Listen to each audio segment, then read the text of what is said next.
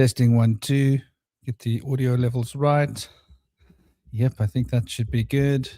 I think we should be running cooking with gas. That should be what we're dealing with here. Namaste to everybody, to all two of you. As always, we're a few minutes late. Namaste, Gaz. Hope you're good. And everybody else that's going to be arriving and those that are going to be watching retrospectively, I hope you guys are having a great weekend. I hope that's becoming better than a great weekend. These lights are so bright for my eyes. I'm like a little old lady. I'm moaning about everything. The light's too bright for me old eyes. Well, big love to you all. We've got in the house with us as always. We got, and I'll just go around the circle in the order people arrived. We've got Dear Cosmic Prankster. And Cosmic, as you know, is a he's got this relationship with the Fae, building his own system. It's an entire system with a language. He's a John D without a crystal ball because he doesn't need to use a crystal ball because he thinks the crystal balls are why don't you use crystal balls, Cosmic? I just don't need them anymore. It's really that simple. Well, there you go, from the horse's mouth. He just doesn't need the crystal balls. He's already got 2 balls. What's he need a crystal ball for? I do like them, though. You do like them? Yeah, I love. Yeah, they look cool. I can't deny that. I got a whole collection of them for my work, but they're like, I haven't used them in so long because like I don't really need them, but they are good to use, and I need to go and dig them out. I gave my girlfriend the biggest obsidian ball I've ever seen in my life. It's like this big. Big obsidian ball. I've got a big silver sheen obsidian ball, but hers takes the cake. It's almost 2 kilograms, so it's like 1.5 kilograms. It's pretty. It's a lot. Right? That's like more than 3 pounds. Yeah. Mm-hmm. It's more than 3 pounds. It's a big one. A big one. So I got an obsidian ball too. Yeah, obsidian and quartz. Nice. Yeah, I've got a lot of Himalayan. So that's Cosmic Prankster. He channels, and he doesn't channel like the weirdos channel. He's just got a relationship telepathically with the Fae, and they are constantly checking. Yeah, my channeling, well, the way I do it is different than, so like, everybody knows about like Bashar and how he just kind of like lets them like talk. You kind of like talks to him. I actually do when I channel with other people, I actually do it through text. And so basically what I do is I'll have somebody will ask a question in like chat or on Telegram, and then I just like type their response. And what's interesting about doing it this way is that it actually gives the person you're channeling it with an opportunity to actually hear the spirit's voice in their own mind. And I think that's kind of like when other people like speak through their own words with their voice, it's kind of like they're connecting to the human being. But there's something about like when you read a spirit's message, it's like you hear the spirit sounding those words out in your head. And by doing this, I actually help other people connect to these same spirits just by like when they interact with them, like, oh, now I get this, because you just, learn what their presence feels like and their personalities. Yeah, man.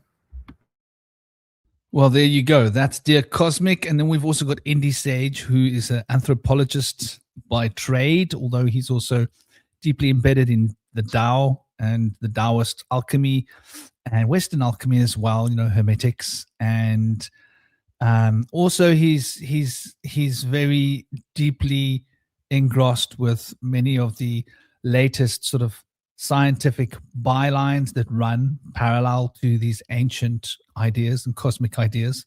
So yeah, we've got Indy Sage, dear brother. He's also had his close run-ins with SRI groups. So he's got a lot of experience in the old SRI, like how to escape an SRI initiation you didn't sign up for. And so he does a lot of shadow work in this regard as well. Welcome, dear brother Indy. How are you doing, dear brother? I'm doing quite well. So glad to be here today. And as Franklin mentioned, I have my irons in many fires. And I've been working on my master's degree in behavioral sciences, but I do a lot of research outside of this in the colleges and universities. And I've developed a practice of shadow work, and it's been very helpful for me. So I've been paying it forward to my community, and it's been really great. And recently I've been getting involved in some more stuff, and some shamanic work and some shamanic ceremonies and stuff, and thinking about getting Yoda certification so I can teach. Maybe I'm going to go to India to get that, so that could be pretty exciting. Did you say Yoda? Yeah, Yoda. I think I said Yoda, but I meant yoga. Okay, yoga. Cool. I was like, dude, Yoda? I heard That Yoda sounds as like well. a cool certification to me, dude. Mine's on Yoda with May the Force be with you. I was out dancing pretty hard last night, so I'm still kind of waking up right now. Bear with me. Nice. Lucky you. Well, I don't know. I've had options to go dancing, and I just like, maybe it's just because, like, once you have a kid, you're like, I don't want to go somewhere where I don't take my boy. And I don't think he's quite ready to go to the Psytrance party yet. Because the last time I was there, I saw another like 10-year-old kid picking up bags of cocaine off the floor. And I was like, I don't know whether that's appropriate. And the kid was like opening up the bag and he was sniffing, like looking at it. And he was like, okay. He looked around and he looked, this will suit you quite well. And he gave it to like the right bloke. And I was like, he knew who not to offer it to. Let's put it that way, which is pretty scary for a 10-year-old boy to be that, aware of these harsh realities. And, so I'm very scared of going to any of these sort of parties these days because it's just far too much white powder and nonsense floating around. But that is the way of the world, is it not? So, yeah, we've got a cool little discussion on for today. Esoteric relationships between man, animal, plant, and mineral kingdoms. We've brushed on this topic. We've been on the dance floor rubbing our booty against this topic's booty. But now we're going to undress her. We're going to take her home. We're going to wine her. We're going to dine her. And we're going to show her a good time. And hopefully she's going to show us a good time too. So where would you guys like to start undressing this beautiful lady?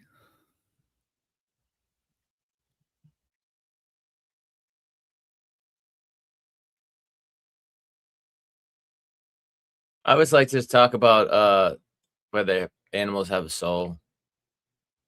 What do you guys think about that? Do animals have a soul, or is it exclusively humans? I've been thinking about this question a lot myself. It's like it's tricky because it's like their consciousness is definitely different, but I think they have a kind of soul, if that makes sense, but not in the same sense that we like have a soul. So from what I've learned from the Fae, they kind of look at reincarnation as kind of like an evolutionary process where each reincarnation you gain higher basically levels of awareness just because you're evolving and sort of morphing and changing or whatever. And to me, like when it comes to animals, like I don't think all animals necessarily have self-awareness. I think because I think self-awareness actually comes from interacting with other people. It's not simply a matter of, you being born with a body. Because I think I sometimes I question if some humans have souls, like there's like some people who are just total psychopaths. And I think to me, the reason why I think is that because I take consciousness and I'm able to simply measure it in Zerfaxes, right? So if you think about it, an animal has at least one Zerfax of awareness of its own individual will, and then it has another Zerfax where it's kind of like the universal nature will kind of interfering.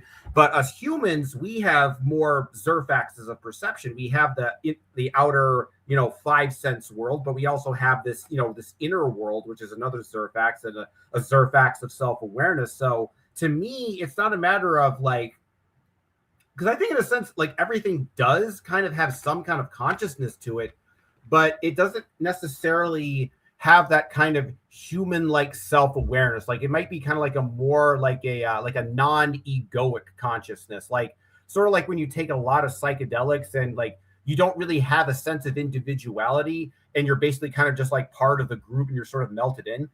Maybe that if you're an animal, that's like your default state, right? Where you're just in that kind of like collective consciousness, and then through a certain level of, just self-discovery, initiation, evolution or whatever, you then develop self-awareness, and then that consciousness kind of goes on to the next level. So I'm kind of like, when it comes to consciousness and the whole concept of like evolution, I think it's not that evolution is not just biological, it's evolutionary, that consciousness evolves and it shifts. And so I would say that from the phase perspective, they define things as zerfaxes. So a human being has sort of like a kid zerfax in sort of the physical dimension, and then a kid zerfax in the indeterminate zone. And then sort of the combination of those two things is essentially what creates the cell for the individual. Whereas if an animal, so I look at the animal as, it's not that I say it doesn't have a soul, but it has a kind of proto soul. It has a kind of pre-soul that it's developed, but it hasn't fully developed. And I think that like the soul then develops when it gets to its next incarnation and it reaches a certain level of sentience and becomes human. So it's a complicated question to say whether they do or don't have souls, because for me, my answer is kind of like a yes and no in a certain way. So yeah, that's my thought on it. Yeah, that's a good answer. Thank you for those insights. A lot of people have gravitated towards the understanding that's been passed down to us from Rudolf Steiner. And in Steiner's teachings, it suggests that the animals do have somewhat of a soul, but that he suggests that it's somewhat stunted from impulsivity and indulgence of the impulses of the carnal body. So they let their emotions kind of get the best of them and fail to raise to a higher consciousness like humans have. Which is an interesting take on it. I like that idea. It's not exactly how I feel about the matter, but it's pretty insightful and gives a lot more credit to the animals than most people would give. And I think too, like you also have to consider like the phenomenon of like feral children. These kids who they never grew up with any parents. They basically lived out in the wild, right? It's the classic raised by wolves. And these kids, they don't know how to talk. They don't know how to socialize.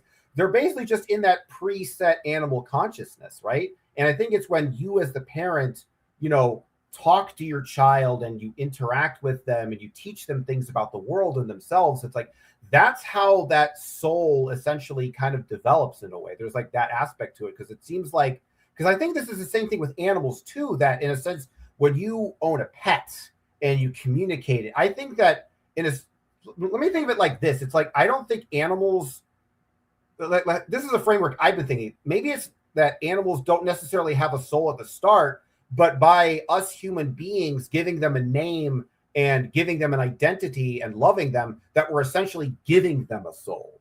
I always like that idea. That is an interesting idea, because when we talk about a soul, like, how do we define what a soul is? It's like, it's a term like God. You can have 10 people having a conversation about God, but they all have a different idea of what God is. So they think they're talking about one thing, but like, you're talking about toothbrushes, you're speaking about pencils, you're speaking about carrots, you're speaking about cars, you're speaking about boats, you're speaking about airplanes, but we think that we're all talking about the same thing because it's somehow that God word is a catchphrase or a catchment term. And I think that the word soul is one of those kind of terms. So like, what is a soul? How would we even begin to define what a soul is? Well, how would you guys take a crack at that one? Well, I think first we have to make the distinction between the word spirit, because I feel like a lot of times in these occult spirit, the word soul and spirit tend to be used interchangeably. So I think that if we're going to first define the soul, I think we need to distinguish it from spirit to like make it more, make more sense. Well, spirit, I would say, comes from the root of the word spiral, spir. And spir means to breathe through the spiracles. The spir is also related to a spear, right? So it's a spear. The spear is bringing life. It probably goes back to before there was a bow and arrow for the archer, there was a spear. And you would throw your spear. So it's a long range thing that you can reach a target. So spirit would then have to be that insubstantial substance that permeates everything. How would you guys think of that as an idea? It's an insubstantial substance that permeates everything, and everything breathes spirit. Would you think that as a term? Yeah, I think so. And the teaching that I'm doing right now as a spiritual practitioner trainee for the Ernest Holmes Creative Thought Center that I'm at over here, we suggest that spirit is everything. It's kind of like a law of one situation where everything is spirit, and there's a law of spirit where like what you imagine, you create. And so like if you imagine like unconditional love for one and all, you're creating that in the world around you, which is a beautiful thing. But if you harbor any doubts, you're creating those doubts to manifest. So in a sense, like by having the thought of desire, you already have like subtle unspoken doubt involved within desire, because it's like I want something, which implies that you don't have it. So things are like pretty interesting in this idea, but basically they suggest that since spirit is fundamental to everything and everything comes from spirit, they say that the mind comes first, the spirit is mind, and spirit allows thoughts to come into our mind. Once we have thoughts, then that's part of the effect of spirit. But spirit is the unseen causal force, which is very similar to the idea of the Tao. So I like that idea that spirit is within everything. And in Shintoism, in ancient Japanese religion, they believe that all things have a spirit within them, even inanimate objects. And so you can kind of imagine like that inanimate objects have feelings and like maybe even facial expressions that you could imagine. And people that have taken like mushrooms might have had this kind of experience before, because it kind of makes your facial recognition brain kind of more active. And so you can see faces that aren't there, or maybe they are, but you're able to see things that you normally wouldn't see. And a lot of people tend to look the same. So if you see somebody, you might think, oh my God, that's my friend. And they look like everybody looks like a doppelganger of somebody. So that's kind of an interesting thing. But I do like the idea that spirit is within everything. And, you could think like the spirit of Mother Nature is within everything. The spirit of the Heavenly Father is within everything, or both. And I like the idea of both. Yeah, speaking of mushrooms, I've been thinking lately that like what those visuals you actually see when you see everything sort of melt and like things distort and change, I have a theory that you're actually viewing multiple realities simultaneously, and that distortion is an effect of that. So it's essentially like a higher dimensional level of perception where you're essentially, because in a lot of ways we only think about the reality we exist in. We don't think about all the potential possibilities. Well, when you're on psychedelics, you become aware of all the potentialities. That's why I think you get so paranoid sometimes, or you freak out in a certain way, because you'll find some kind of dangerous potentiality of something that exists out there. Like maybe you see a cop or whatever, and then you hyper fixate on it because it has that kind of like that hyper level of awareness. But as my determinant for the concept of spirit, I don't know if I really have a word for it anymore. The thing is with this system I've been working with is like I've almost had like a complete dictionary overhaul with how I understand like a lot of words, because I used to have like when it comes to my opinions on God, like I'd always be like, I'm like an atheist, or maybe I'm a believer. Now I'm just like total question marks. It's like, how do you even answer that question? What does that question even mean anymore? Like whether there is or God or not. It's just like, it's so massive. It's almost like the universe. I mean, that, what, it's like, is it even relevant at a certain point? Because it's like, it's almost like if you look at the universe as being this kind of like this organism, and it's essentially a kind of an organic conscious entity. I mean, it's almost like it kind of already implies a sort of God anyway. It's already kind of implicit sort of within nature itself. So I don't know. Like right, with the word spirit, I'm not really sure how that makes sense in my paradigm anymore.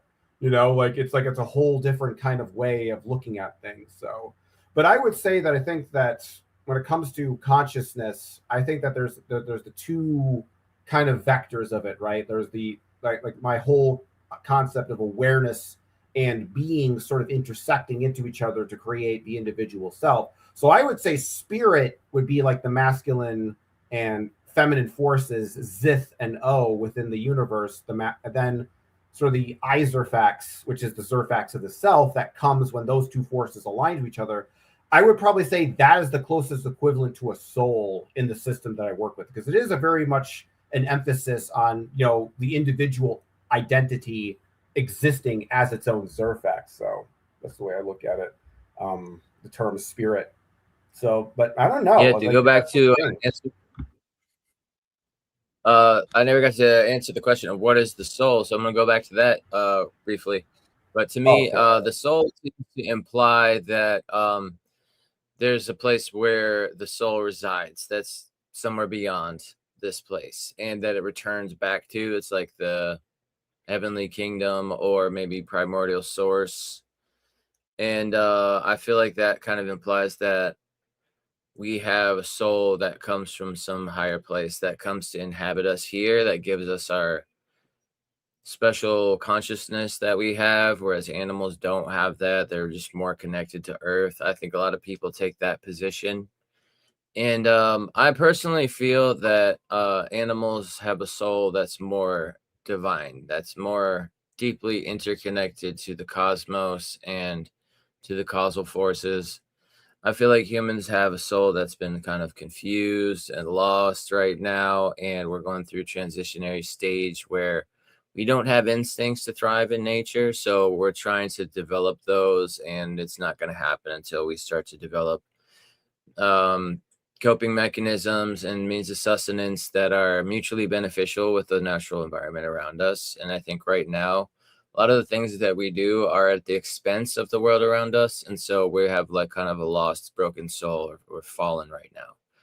But I feel like we could learn from animals how to become and thrival again. And they have a deeper interconnection with the natural world. They still live within their instincts, which are kind of natural to them and intrinsic. But I feel like humans do have these instincts. I feel like we're taught to eradicate them. When we're babies, we could live in the water where babies can thrive. Most terrestrial mammals don't do so well in the water after birth. And they can usually jump up and run or climb. But humans seem to be more of an aquatic hominid, because we can really operate well in the water after birth, but we can't, even on land, we can't even hold our head up for months. So that's really unique to us. We see other animals that do that, like felines and canines. Predatory animals tend to also be of a similar nature at birth. They're very helpless. But humans are arguably not carnivorous. And so the fact that we're somewhat connected to primates, or so they say, shows that there's something off there, because primates can just jump up and climb right after birth, and they can hold their head up just fine. So the fact that we don't have a coat of fur and we seem to be like well suited for aquatic habitation shows to me that we do have instincts to thrive, but we're not allowed to explore them. And so the babies are taught instead to walk and speak instead of swimming in full thrival. And I always wonder what people would be like if they allowed those babies to swim in an aquatic environment. It's a curious thing that I've always wanted to explore. But basically, I feel like animals have so much to share with us. And I feel like we don't really, when we hear them say their songs, we don't really necessarily associate it as a language. But the more people start to become familiar with the songs of animals, they start to pick out the complexities of it and the implications of it. There's certain calls that are called to do a certain thing. Whereas some animals have like a very simple song, others have more complex and diverse songs that they can sing. So to me, that kind of shows that certain animals have a lot more wisdom and understanding. And certain people have been able to, said in the past, in the ancient past, to be able to talk to the animals and understand their words. So I try to work on interspecies communication, and just intuitively by looking at an animal in the eyes, you can pick up volumes of information. And I think part of that is just believing that it's possible to be able to be receiving of it. A lot of people just are of the assumption, no, animals are dumb, they don't have any thoughts. There's no sense in trying to conjure some kind of meaning out of their presence or anything. We know how they operate. They just want food or something. But I don't really feel like that's the case. I feel like animals have a lot more to communicate to us. And it's said that dogs are here to protect us in the physical plane, and cats are here to protect us in the spiritual plane. I feel like there's something to that. Cats, owls, ravens, various creatures of the sort help connect us to the unseen. And I I feel wonder like if they language can. has a lot to do with it. Because, like, think about how your mind is affected by learning language and sort of like talking about feral children earlier. Like, if you really think about it, you tend to really start like remembering and developing memories when you like can fully speak English. Like, when you're an infant and you can't speak, you don't develop memories because you don't have like a mind or an ego and using language to sort of catalog all of your experiences, and you really don't think about how having a language, having a written, oral language changes your perception of reality, because now it's like you can use words to kind of imagine alternate realities. So um to me, I don't know if animals necessarily have this particular capacity. I think maybe like in mammals, like dolphins and apes, I think you're probably getting some level of that, because I think dolphins have a language, and apes can, like, they have the capacity for like communication and stuff. So I think in a lot of ways, I think it's not so much that animals don't have souls, but without a kind of a language to sort of articulate and understand your sense of self, is I think they don't have this. They definitely don't perceive a reality in existence the same way that humans do. But to say they don't have a soul, I mean, sure they have feelings and all of those things. But I think I really do think that like being taught a language, has a lot to do with the development of consciousness and the soul. I think we're delving into some pretty interesting points here, and we're really like deep diving, and it might seem like what we're saying isn't on point with the conversation, but I think we're going to tie this in quite beautifully, because I think it's really relevant as a foundation. And namaste, dear Kali. How are you doing? I hope you are well. Welcome to the zone. Namaste, Artuition. Hope you're good. Namaste, Howard. Howard's got a new picture. Nice. New picture. Always good to have new picture. Otherwise, yeah, getting back to the topic. So I've got a couple of things I was going to share with you people. So etymology. Let's make sure the volume is off. Let's see what we've got here. So we'll start with the etymology of the word spirit. So English, the word spirit traces back to the Proto-Indo-European, which is like the oldest roots that we can find. Space or space. Notice the word space has got to do with space. Isn't that interesting? So the word spirit has got to do with space, meaning to blow or to breathe. And that's from Proto-Indo-European. And the Latin spirare, to breathe, spiritus, breathing, breath. Then they come and add the word soul in there, but I think that's some kind of modern person. They add the word courage in there, the rage of a cow. Okay, we'll get back to the rage of a cow. I love it when cows have rage. Have you seen a cow with a rage? You don't mess with a raging cow or a bull. So, like, is spirit. So yeah, I mean, I think like the words spiracles and breathing and that ability of energy that can become embodied. So if the spirit is the energy that is moving through, then what would the soul be? I think of the soul as a container, personally. I think of the soul as a container through which the spirit can move. Without the soul as a container, the spirit would have nowhere to enter and permeate. So we look at this. Please tell me this is on the screen. Thank God it is. Otherwise, I'm yapping at you guys and you can't see the word screen. So we've got the word soul, originates from Old English word, thawal. 8th century is when it came into English, 725 AD. Very interesting date, huh? We're talking like the banging peak of the Dark Ages. From the Proto-Germanic sewalo, meaning spiritual. Once again, we'll take a moment to consider that.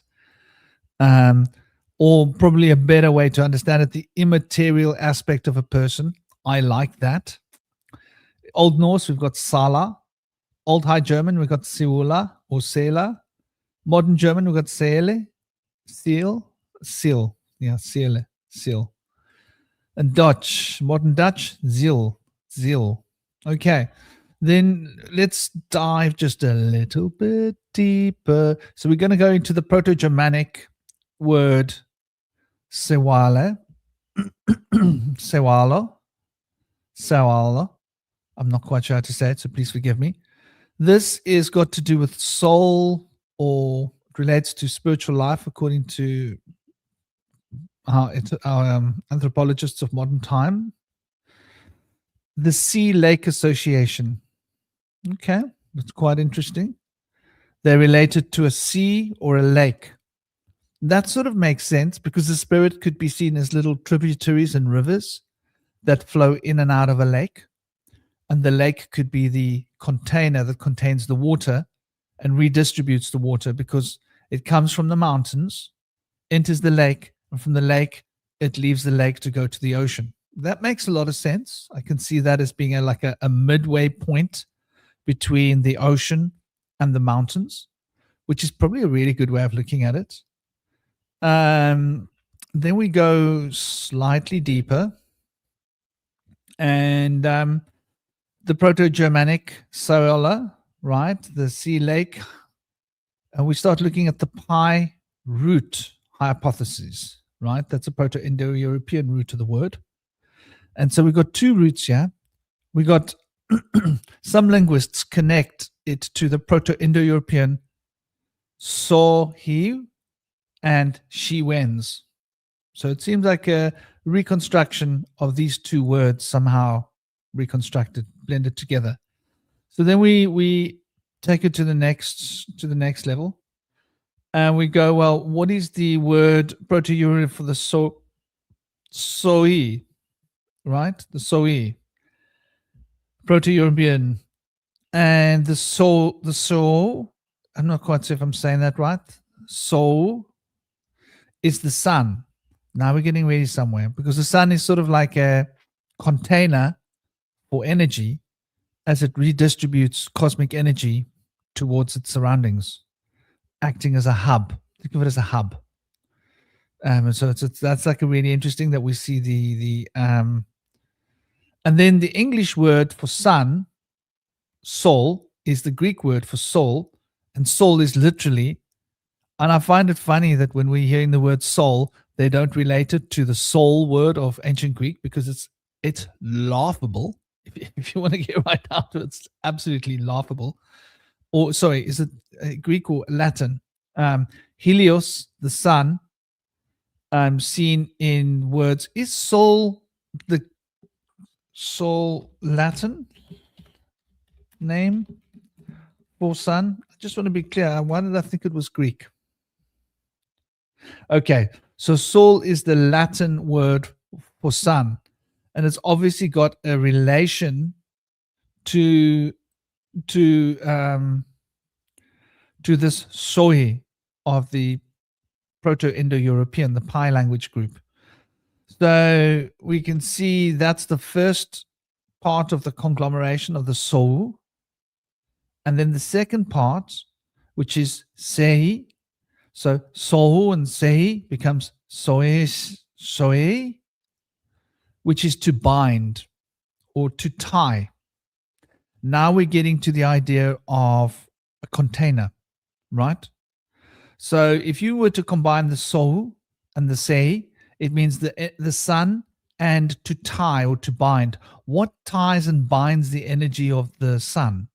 That would be the two words in conglomerate. And so this will relate to, like, a rope, a cord, or a string. Derivative words: rope, cable, cord, bond. Indo-European, binds, rooted in Sehi. So I think that's probably quite a good series of etymological links to sort of put us into an idea of understanding the roots of the word soul. So it's binding the cosmic energy that comes from the sun, binding it. And in my idea, the metaphor of binding means there's some kind of containment, right? It's containing it somehow, which means the soul acts as a structure, as a container. We also saw that the soul has got to do with the part of ourselves that's not visible. So I think the self, the ego, is probably a good word for soul. And when I say the ego, I don't mean the new age interpretation of the word ego. Just to be clear, I mean the original meaning of the word ego, where the ego has got to do with the deepest aspect of who we are, as opposed to the persona. The persona is what we show the world. That's the mechanisms that we think about ourselves, the way that we identify ourselves, and the way that we portray ourselves is our persona. That's our personality. And our ego is the deeper emotional motivating presence within us that motivates us to behave.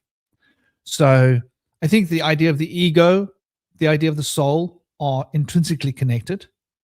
And like, for example, like my little guy here, my little pretty little guy. Hey, have you got an ego?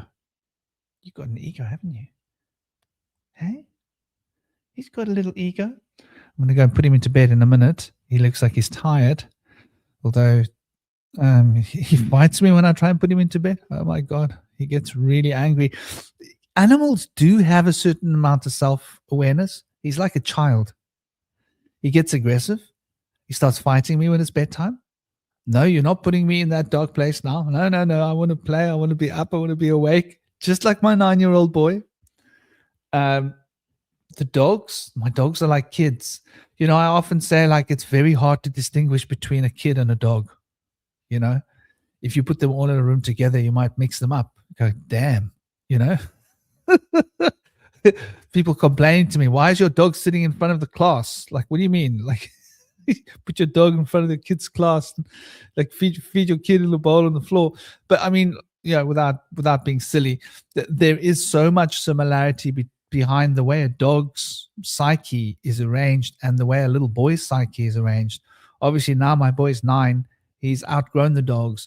But if I look back at what he was like when he was smaller, there was very little difference between him and a dog in terms of his psyche, how his mind works. And I say that because I've got a Malamute that's extremely intelligent. Like, I mean, highly, 60% wolf genetics.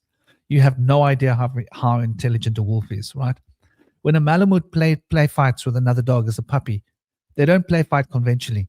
They circle the other dog and they learn to take their heels and pull their legs out under them, behind them. Because that is their strategy, right? Their strategy is that if they can get behind the other dog and disable their back legs, that dog won't be able to fight. That's like some serious like art of war stuff going on there, you know, if you think about it. And little Pekingese, very intelligent as well. Pekingese dogs, the little dogs, very clever. They make up for what they don't have with brawn, with having a certain intelligent kind of behavior, especially emotional intelligence. You should see how that dog turns on the cuteness and the charm when it's feeding time. And he comes to me, he puts his like little paws on top of me, and he does this little stretch, and he stands up and he does this little thing, and he's like reminding me like it's feeding time. And he comes and gets all lovey-dovey and like he's a little actor. Put him on a stage, mate. Give him an Oscar. He's there to go. He's good to go. So I think like what you're saying, Cosmic, does hold some like water for me personally. Just observing animals and living in the jungles with animals as well. Elephants, oh my God. When you look into the eye of an elephant, like let's say there's an elephant standing right in front of you, and you're looking into its eyes and it's looking into your eyes. It's very human. It's a very human exchange happening. It's a very, I see you and you see me. There's a very self-conscious exchange happening between you and an elephant that I cannot put into words easily. All I can say is it's as tangible an experience as you have looking into a human being's eyes. Now, I'm guessing that's the same for looking into the eyes of a whale. Maybe a dolphin. I haven't had like eye contact with whales and dolphins, but I'm guessing that that's what eye contact with a dolphin or a whale would be like. The baboons as well, very intelligent. And when they look at you, they're like sort of sussing you out. Like they're very, very thought oriented. They're checking you out. Like, what have you got? They're weighing you up. Has he got a bag? What's in his bag? Is there any chance he's got food in his bag? Do we stand a chance against this one? He's a bit bigger than the other one. Would we be able to take his bag off him? They'll like come and try and have a sniff close to you, stand close to you and sniff to see if there's any food smell in your bag. They'll study your bag. How fixed is that bag? If I grab it and run, will it break off? Will I get the bag? They're doing all the math. So they're very, very, a lot of ingenuity, baboons, very, very clever creatures. So I would say, ouch, that was sore. It's a bite on daddy's ear, very Anna, hey? You should make Anna bites, hey? Oh, it's a bite daddy's ear, very, very sore. I'm going to bite my finger. You're going to bite it till it bleeds. Don't do that. You bit it really sore now, eh? That was really, really sore, my darling. Oh, who's a moody little bugger, eh? So, wow, it bit me pretty damn hard. So, yeah, you know, animals, I think what you're saying, Cosmic, has got to do with the learning. Although, you know, I think animals have names. I don't think it's just up to humans to name animals. I think they have a language. Like I've watched the birds, spent a lot of time watching birds in the wilderness, and I'm telling you, those birds have got a language, man. And they've studied the languages of crows. And the languages of crows have got quite an extensive vocabulary. And they noticed that the exact same sequence of sounds that means she's got a stick is the same sequence of sounds for she's got a stick, like in other towns and other places. And they actually make new words. Like if someone's got an air gun, they'll make a word for watch out, there's an air gun. And they'll be warning each other that person's got an air gun. Watch out for that one. You know?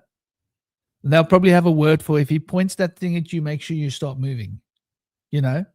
I bet you they have that level of intricacy. And we've studied that with the crows because they seem to be the most intelligent of the birds. But I think that all birds have a fairly extensive language, personally. And there's no reason to believe why the crows should be more or less. You know, they might have a different kind of intelligence for problem solving. Doesn't mean they've got a better linguistic brain. Because we often notice that having a linguistic brain and a problem solving brain are not always the same kind of intelligence. Some people might be very poor linguistically blessed with linguistic intelligence, but have streetwise intelligence for being able to solve problems really fast. So I think animals have got their own names in their own little communities, but like and humans, we just don't know them. But like humans, I think they also develop that vocabulary, you know, over time and through. Just like, you know, we humans, we had our evolutionary phase.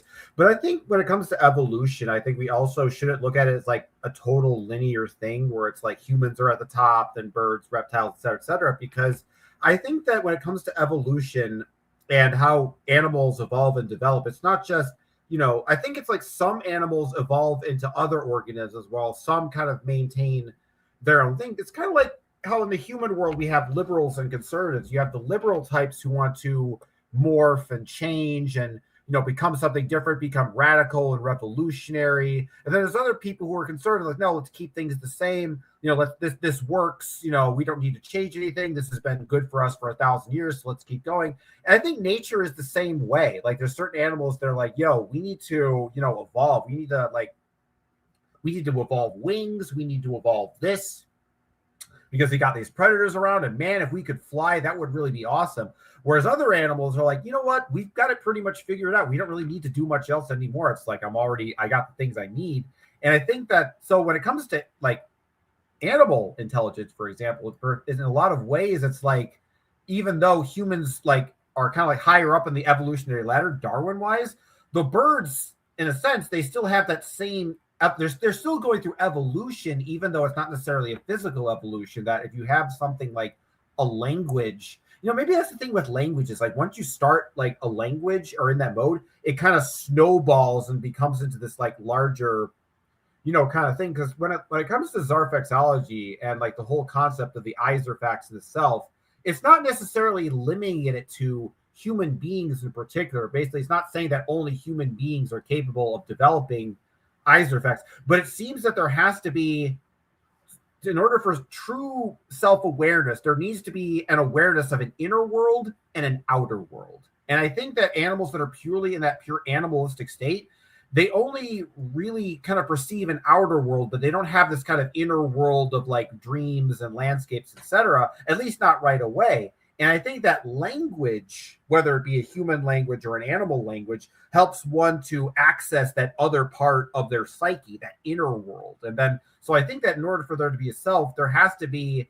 an inner part of experience and an outer part of experience. Because if you think about it, you have the outer experience where you see the world, but I also have the inner experience to distinguish myself from the environment. And language often is the tool and the key that we use to distinguish different objects in reality that we see around us. So in a lot of ways, I think that, crows probably are intelligent, but they went through the same kind of evolutionary process that humans did. They went through the same, learning process like every other organism. So in a way, I'm not against the idea of other animals evolving, to be at a level of sentience that's equivalent to a human being's. But I think there's a kind of a step-by-step process to get to that level of perception, if you know what I'm saying. Yeah, I mean, I reckon they've been doing it. I think like animals, just like human, have an ancestral memory that they pass between each other. So this animal learns this and it hands it over to their kids that then have the knowledge of the parent. And then they teach their kids and carry the genetic codes for the information to their next kids. And so all the animals are carrying like a huge genetic repository of all of their memories that all of their ancestors have learned, as well as the actual teachings from bird to bird to bird to bird, or dog or cow or whatever we're talking about.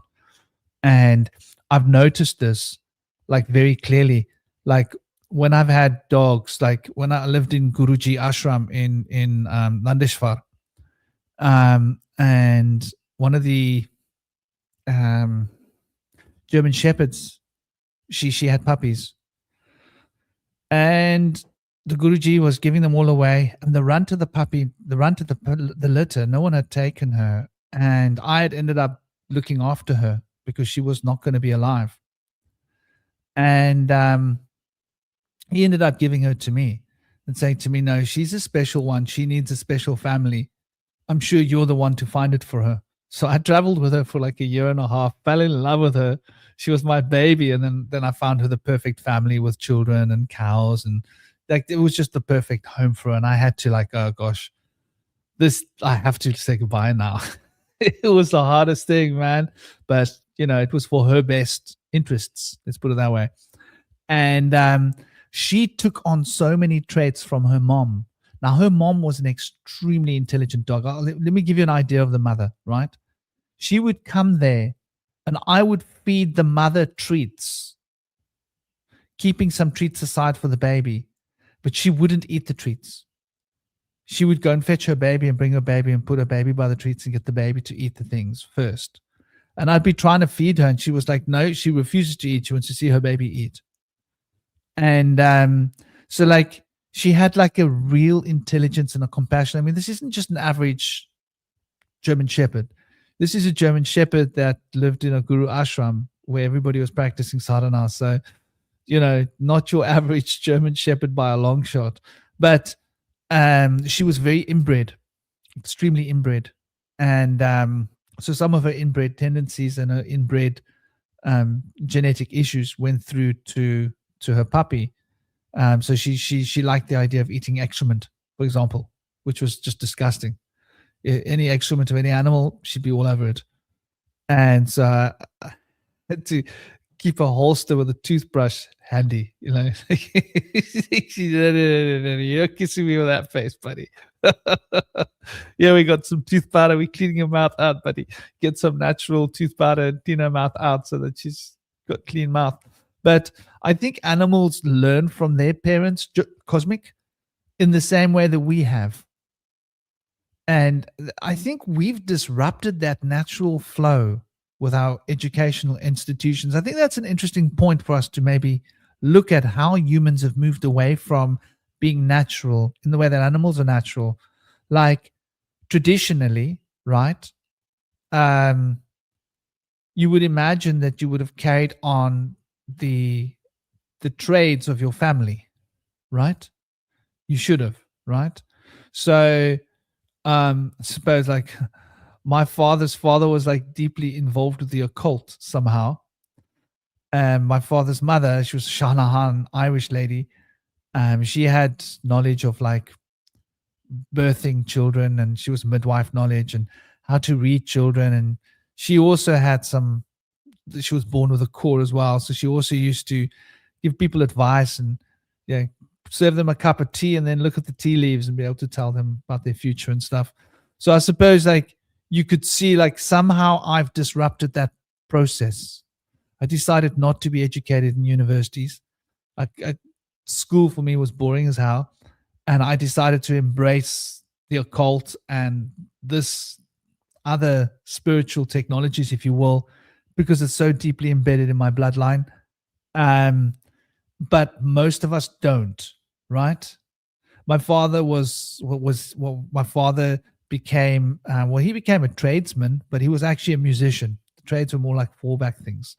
So he was a performing musician. I suppose I've gained the music from my dad, but I decided not to turn that into money because I could never, in my mind, want to develop music and monetize it. It just didn't seem like it didn't seem like a driving force in me. But I think like a lot of children are not inspired to follow in their parents' footsteps. And I think like this is something which, what do you guys think? Do you think this is maybe not so healthy with regards to the continuity of the information learning, the sharing of information from father to son, mother to daughter, mother to son, father to daughter, to bring in the genetic information activated and carry over the information from the grandparents and great grandparents in order to have that flow of information? Do you guys think we've lost something in this modern age? I mean, I think you're onto something here, because it's definitely kind of the case that I think like this younger generation has probably hated its parents more than any other generation, man. They're just like I thought I was as every teenager is obviously somewhat, annoyed with their parents when they're growing up. But they're like, Jesus Christ, they want to murder these people. Like, oh my God, it's like, dude, calm down. But yeah, there is this kind of this sensibility that in this modern world, that I think that there's more of a praise of the wisdom of the youth than the wisdom of the old. And not that there's anything wrong with the wisdom of the youth, but we don't really respect the wisdom of the old in this day and age. It's everybody's got to be, you got to be the new thing, and oh, that's so old, that's grandpa stuff. That's not what the new kids are into. That's the classic things changing with time. But yeah, there's definitely kind of a lack of sort of that familial respect and being part of a lineage and respecting history and stuff like that. At least I don't necessarily listen to a lot of the music that my parents listen to, but at some level I respect it. My dad likes a lot of classic rock and stuff, and while that's not really my go-to for a lot of music, I can still respect that this is the thing that influences a lot of the music that I liked growing up. And the newer generation, they're just kind of they don't have and they don't have that mentality at all. It's just oh, it's old, it has to be bad, it has to be terrible. And I think it's probably the same with spirituality. I think that in our modern age, there is a kind of concerted effort to take the family apart, take the kids and the adults and try to separate them and get them to sort of fight against each other. So yeah, I think there's definitely something to what you're saying there.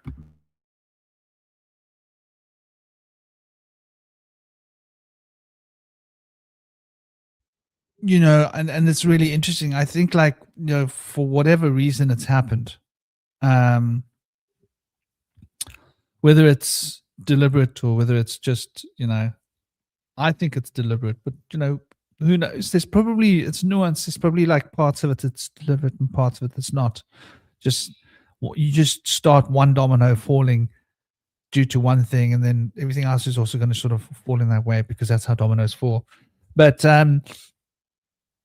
you know, I look at what we've lost. Like you say, the lack of respect. Like, soon, give yourself a while, Cosmic. You're going to be too old to talk occult with the kids.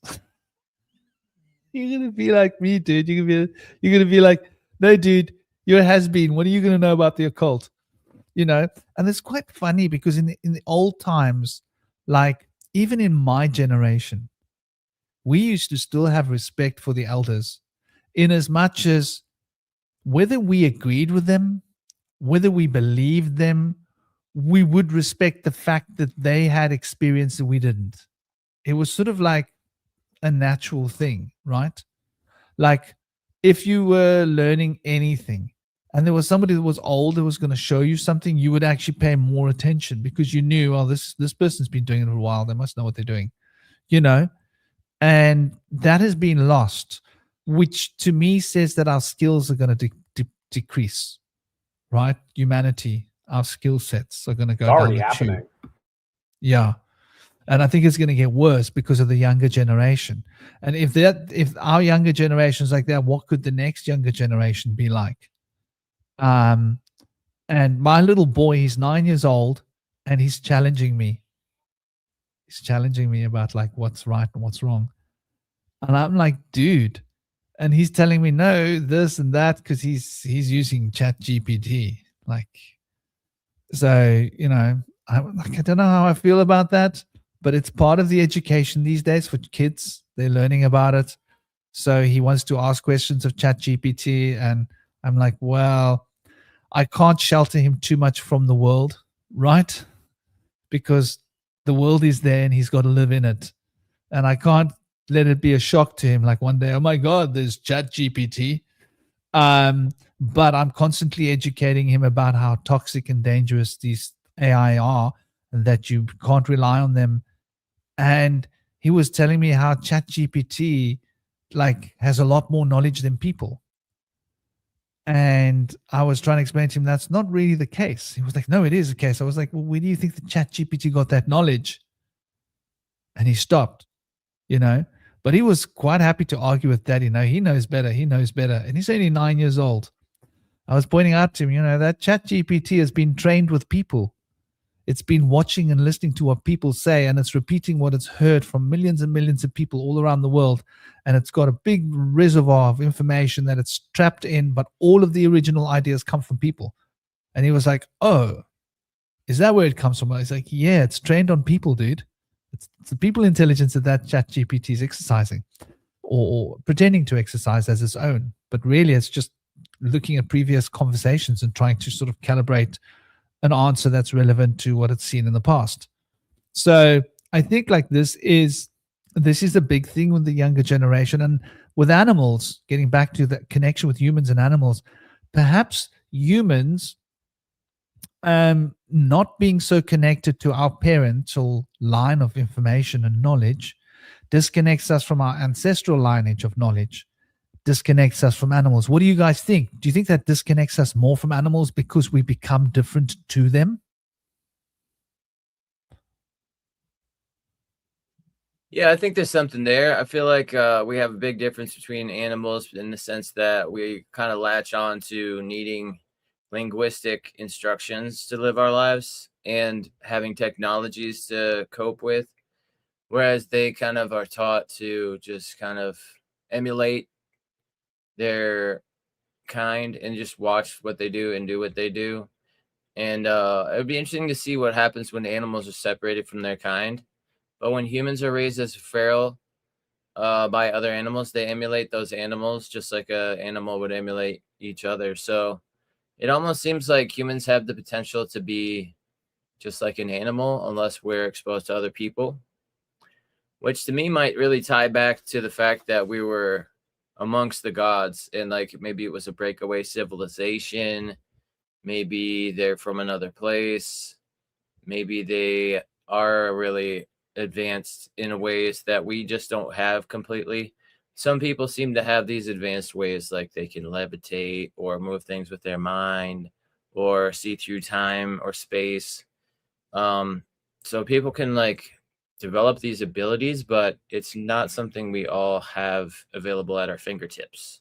But it's not to say that we couldn't all develop it if we worked hard to be able to become more advanced.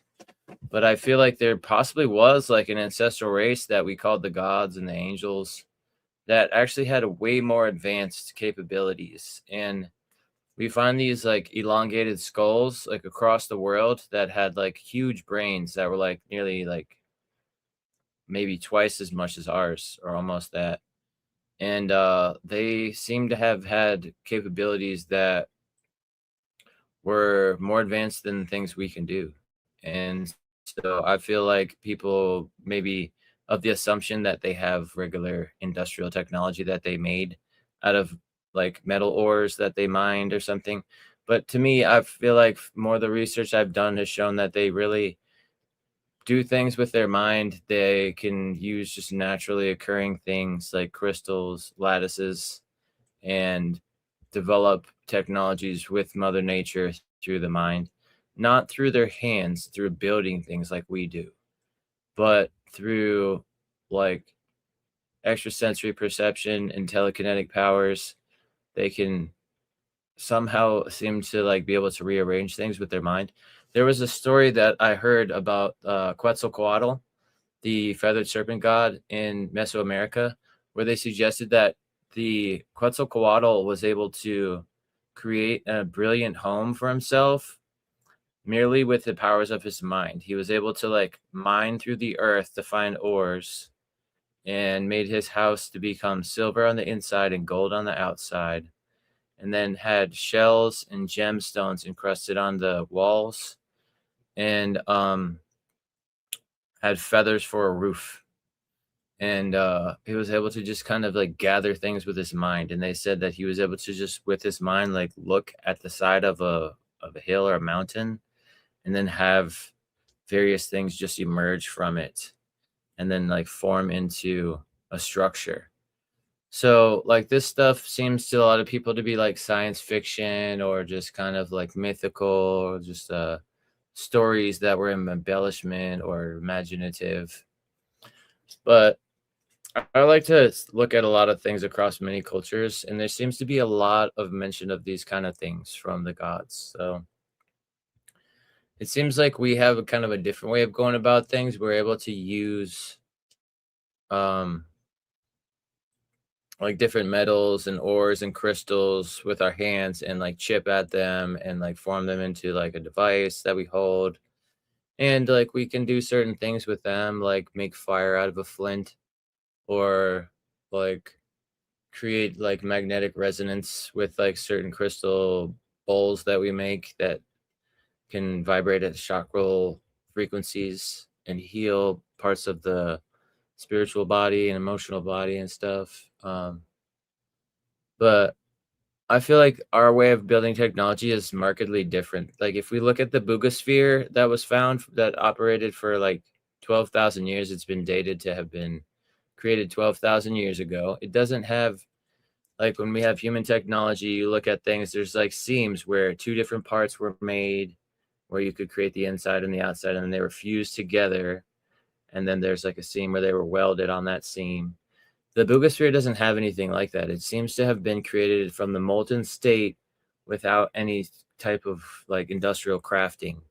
Like it was almost created with like telekinesis of the mind or maybe just more advanced like ways to fire it up. I mean, I don't really know, but it shows that it has fiber optics and copper dots that are able to receive and transmit information.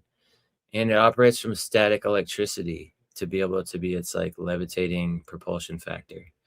And these are things that we haven't even figured out in our society. And they're starting to work on these things, and people are claiming like, oh, new scientists develops a way to create levitation with static electricity.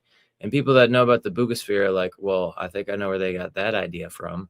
And they have like these hydrogen powered vehicles right now, which is the water powered car just being given a new name. So I think sometimes people steal like technologies from people that are really advanced and just rebrand it and pretend like it's new and it's their own thing. But I feel like we've been trying to do that with UAPs and UFOs, USOs for at least for like about 80 years now.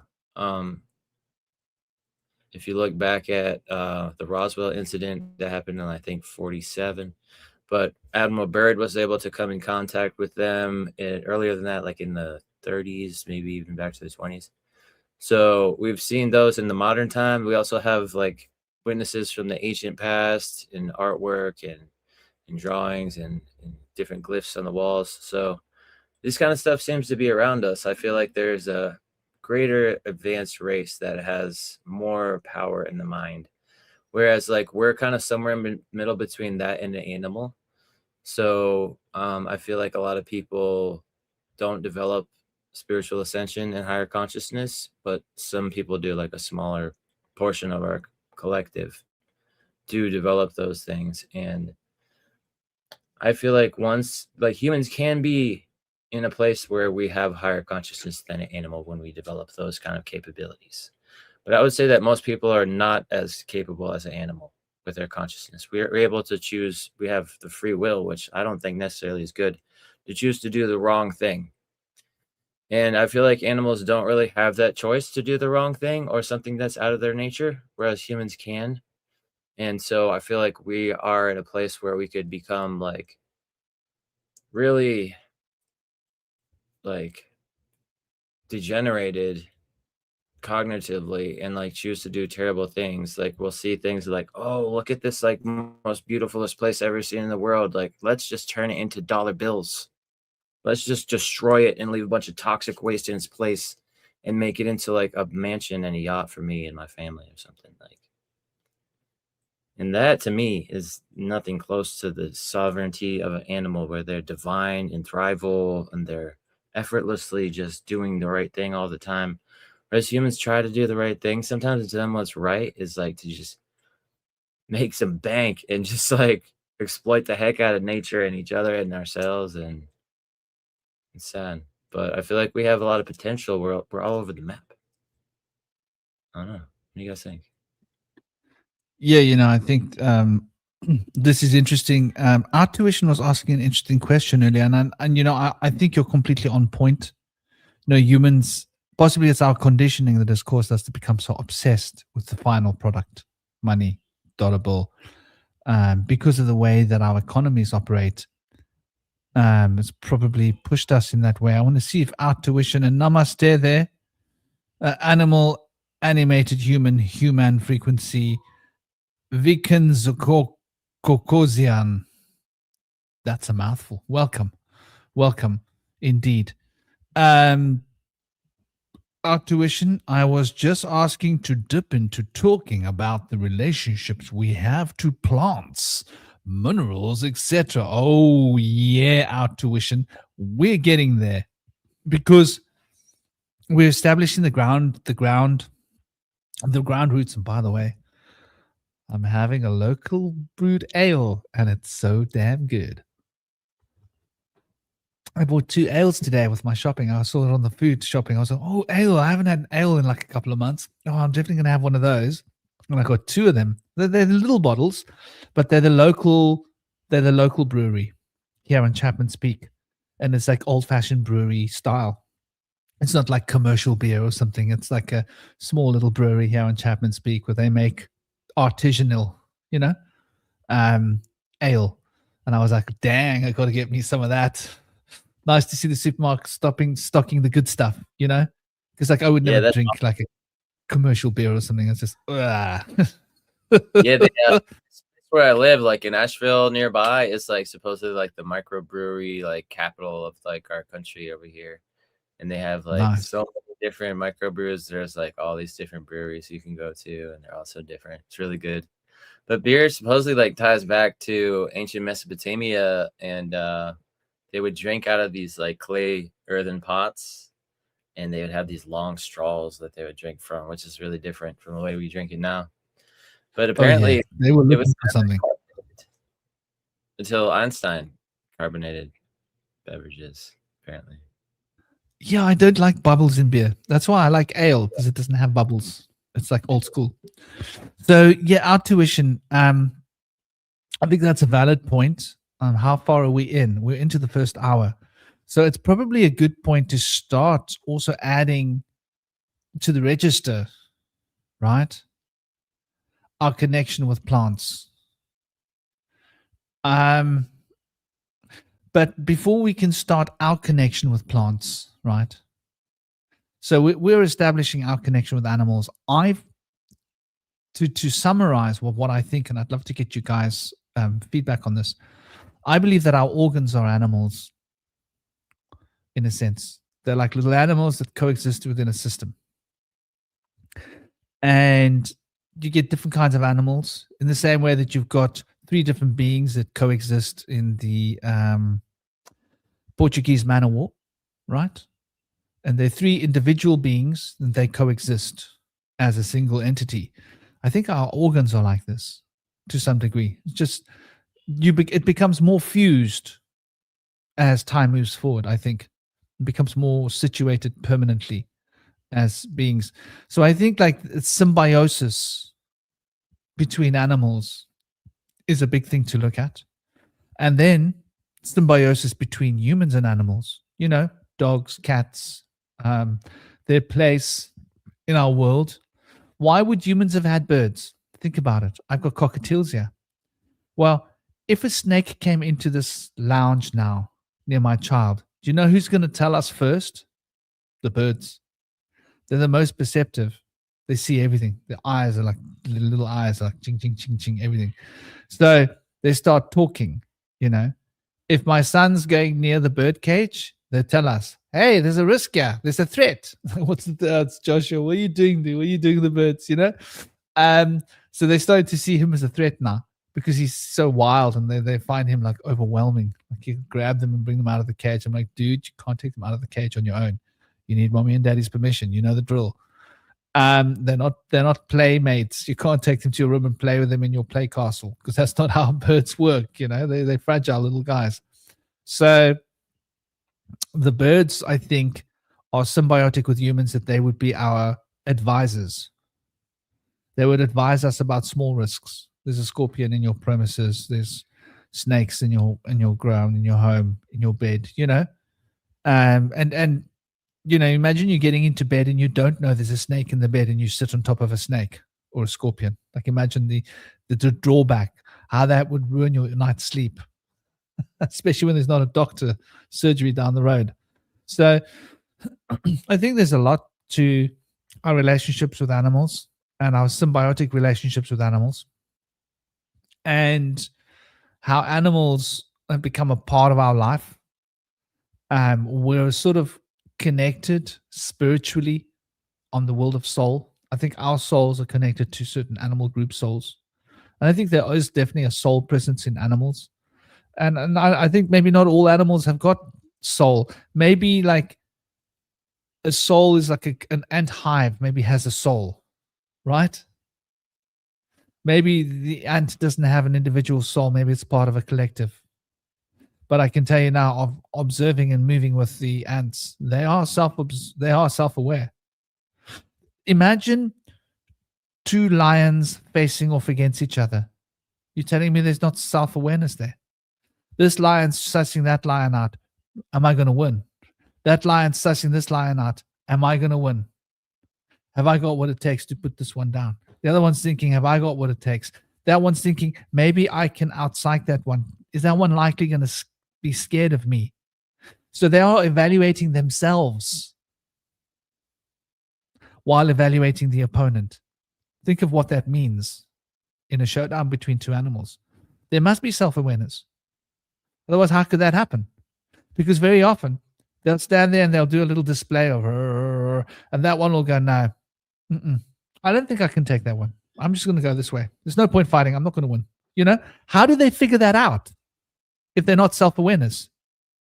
If there isn't the self-awareness to know what are my capacities versus what are the capacities of that creature, right? I think animals have this inherent self-awareness that we're not fully aware of, but it's just on a different level. So I think that the souls of animals become connected to the souls of humans. And I think that there is a resonance. Like, why do some of us look like certain animals? Like, okay, let's look at Bush Whisperer's face. What do I look like? What do I look like? There's something of a bird likeness in my face, I suppose. There's also something of a cat likeness in my face. Yeah. You got a little bit of horse likeness in your face. Yeah. You can see a little bit of horse likeness in your face. Yeah, I have like also, a long snout. Yeah. Yeah, I have a long snout a little bit, and my face can appear kind of thin because I have like a long beard and like tall hair. But without that, it doesn't have the same appearance. But maybe we model ourselves to look like certain animals. Like I have the goatee of the goat, maybe, and There's a sword, goat like the there mane. too. I think Yeah. the idea behind this is called like, is it physiognomy or something like that? The idea that human faces do tend to resemble other like animal faces, and that's something I've noticed pretty much my whole life. There's like some people that look more like birds, some people that look more like cows, you know, some people that look more like horses or whatever. And there's always something, or more like a lizard, whatever, you know. Everybody, I think that makes sense though, because if you think about what a human being is, it's like we're sort of like the intersection of the animal world. We're the nexus where all the animal consciousness sort of like intersects into itself. Because in a lot of ways, it's like for every animal that exists on a planet, there's a human being that has a personality that is a representative of that particular animal. It's like, in a way, it's like there's no there isn't an animal in the world that doesn't have a human being that looks like it. Yeah, it's interesting how people can look just like an animal and like have like the physiology of like an animal's feature. Like some people have like a real like bird nose where it kind of like goes out and down. They have like a very long nose and it resembles a beak.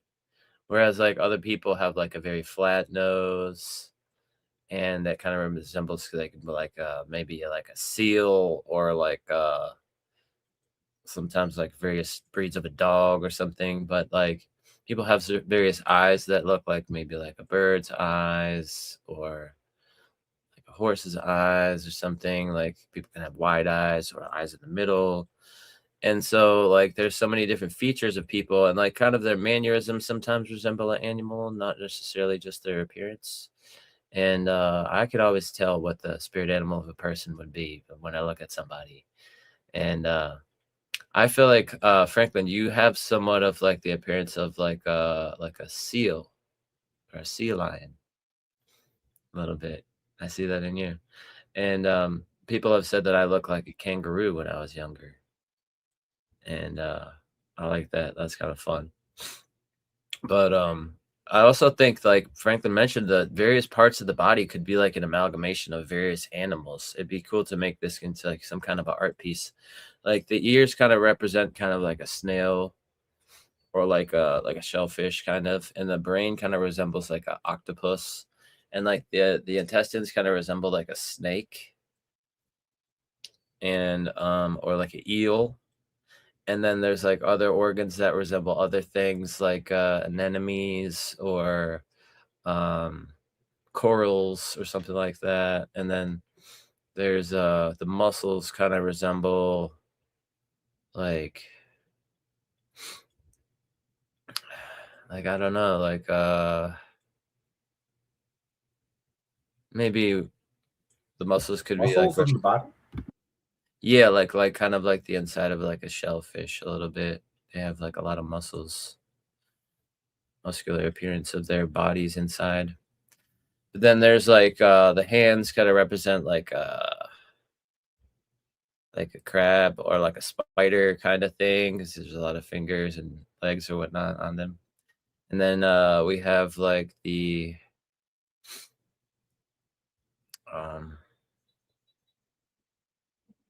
let's see, the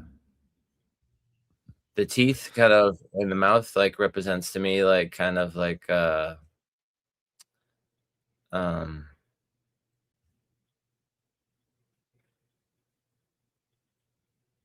don't know, like something. What comes to mind is like the octopus's beak kind of thing. It's like concealed within lips, you know, and like the eyes are connected to the brain. But I feel like the mouth and the tongue kind of like are subtly connected too. You know, it is interesting when we look at these things, because I think like there is an element of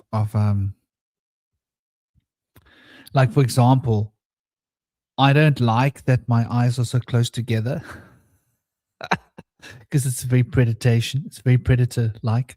Predators have like these little eyes close to each other because they're like a predator. But I don't have these big canines or anything. So I'm like, okay, well, I'm obviously not. But it's interesting how this physiognomy says so much about our nature. In some way, I am a predator. Like when I have an idea, I go straight towards it. I don't take it from the start. I like to confront. I like to confront things. I don't like to, some people have like eyes that go to the side. They'll like move around things. I don't like to move through. I'll rather move through something. Like it's like a personality trait that's sometimes a pain in the butt. Sometimes it's good. Sometimes it's not good. But so it's interesting, like how much of our characteristics are from the animal world. And we can read so much of our character and our personality by looking at our physiognomy. And I think like that's like really powerful.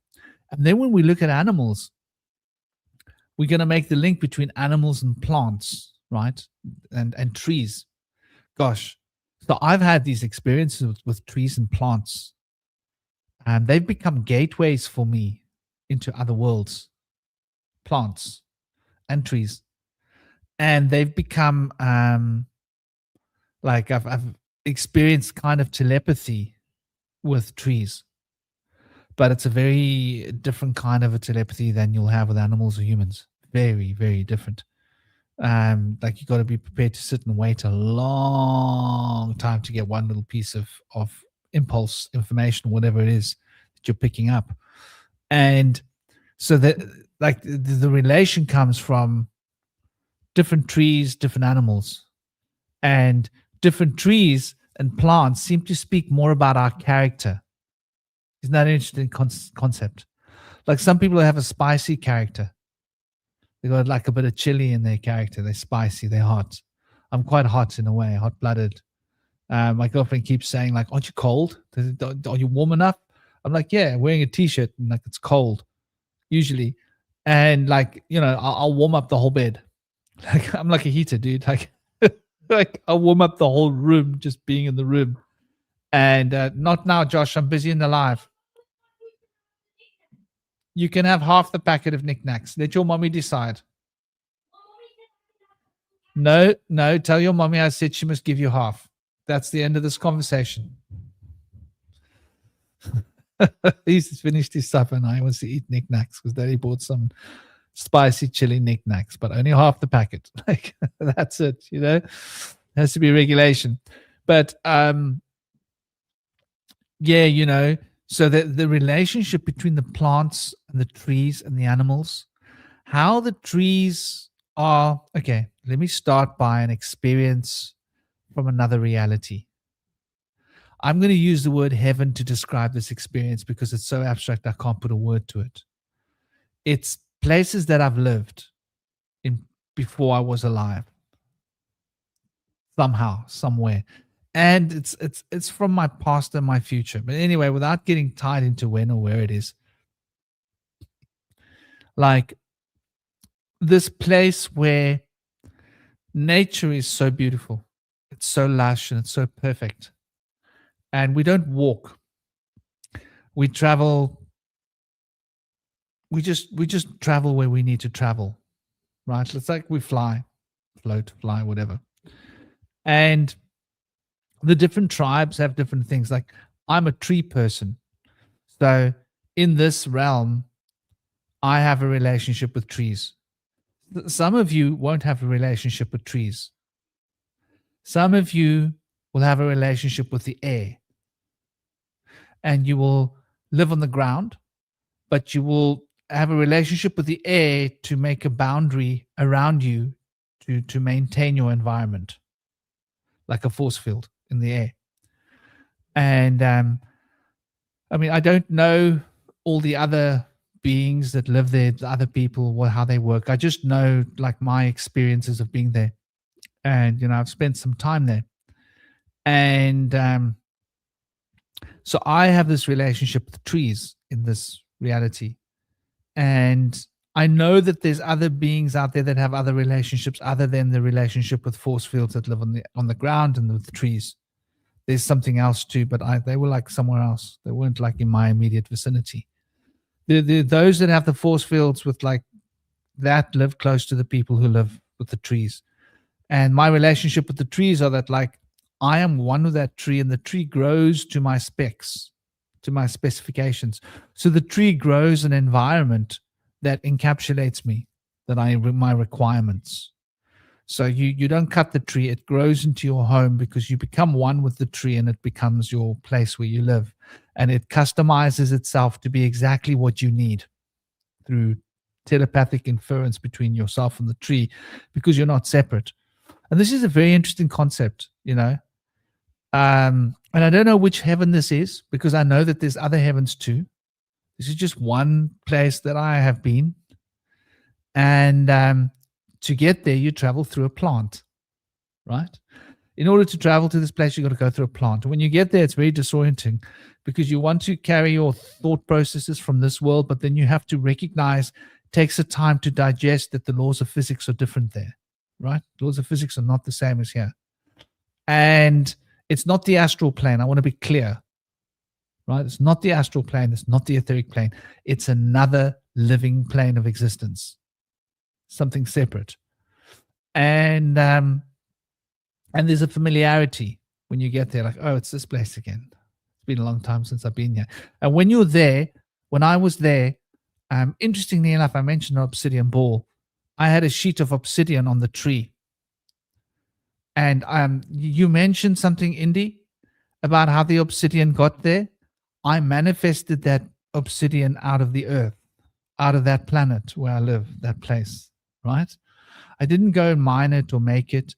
I scanned downwards into the planet and I brought up the essence of what is obsidian, and it crystallized on the place that the tree had grown for me, where there was a big space, and that was my sitting space. That's where I sit. And I would sit and I would remember. And so I would sit in deep phases of remembrance. And in that remembrance, I'd be remembering times when I lived here and other times and times in the future and in the past. And so this is my job. I think everybody has their unique job. My job is to sit and remember. And I've got a big black obsidian underneath me. And, you know, then I remembered that there was someone else I needed to connect with. And they came, and then they had the place to sit and remember as well. And so this relationship with plants and trees, I think, is intrinsic to our psyche. It's like the negative aspect of our beings. Like the animals are relating to the positive aspect of our beings, the active external parts of our beings. But the plants and the trees seem to relate to the negative aspects of our beings that are not here. So I think that we are rooted somewhere else in a heaven. And part of our being is rooted in that heaven. And that being is remembering the dream that we're dreaming here. But we're actually there while we're here. And the plants and the trees are our access point to that place, which is, it holds precedence over here. Are you guys following me? Indy, Cosmic, does this make sense to you guys as like a polarity? Yeah, I can feel these powers in trees. They're really deep powers. I feel like when people talk about hugging a tree, like you just like the tree, you want to hug it. But when you hug a tree, you get the ionic powers and charges of the earth, which usually are barriered from by having a rubber sole on our footwear. but you can either have a walking stick or hug trees to be able to connect ionically. But I also feel that each individual tree carries great wisdom and can connect us to other places. And it kind of like, if you sit and meditate by a tree and let it touch you, it kind of like gives you this like energy where it can put your mind into some kind of a memory or some kind of a deep connection to another realm. And I think the trees have a lot of wisdom, and the Taoists would talk about ancient stones and trees carrying great wisdom because they've lived through many seasons and many years, and they carry the wisdom of all that time where they've sat there contemplating their surroundings and gaining a deeper understanding of it.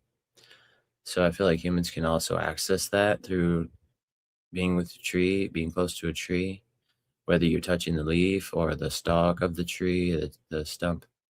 There's a lot of powers there that you can connect with. Ancient wisdom.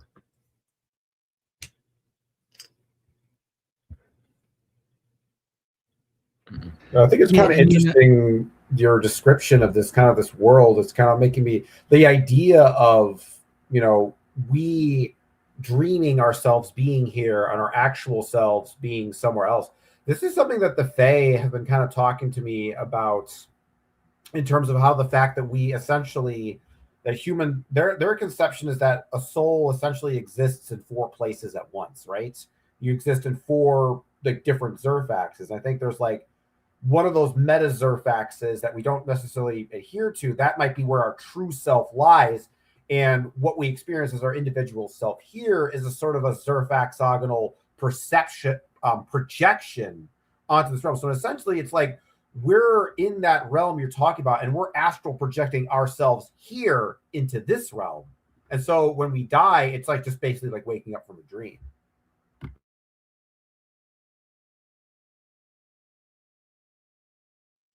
Yeah, exactly. That's actually what it feels like when we're crossing over. It's like you literally feel this feeling.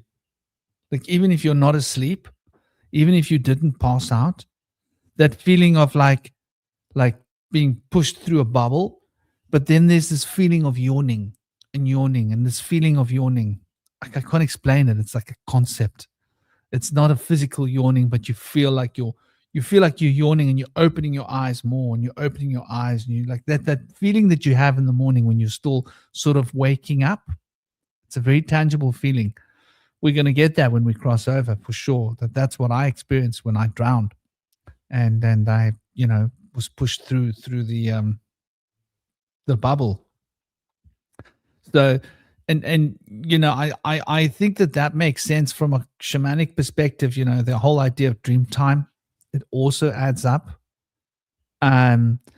It's very funny when we have these experiences because they're very hard to put into words and terms, and the idea of how a plant, the plant sucked me in.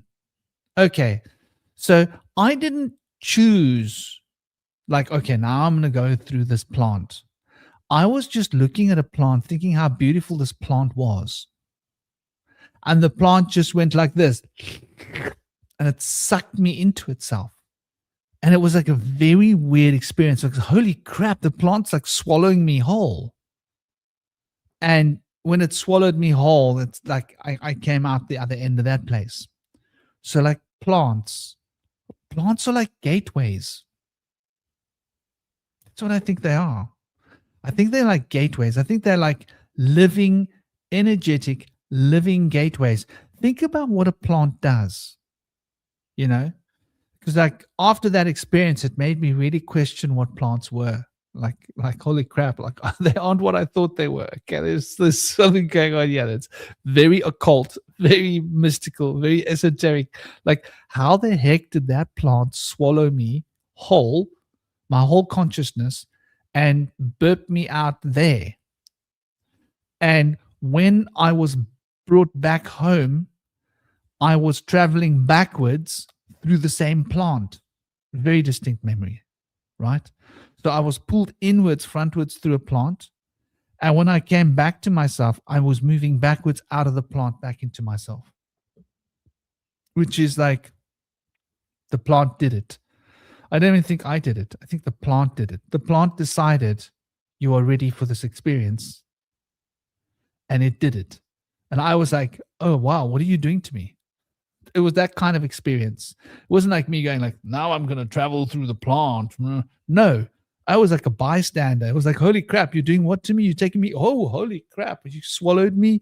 Like, it was very weird. At first, I didn't know what to make of this experience. And then it spat me out. And I was like, okay, this place, I remember this place. And then my mind was like, oh, look at these trees. And I was thinking, oh, I can make a home out of this tree. This is a nice tree for a home.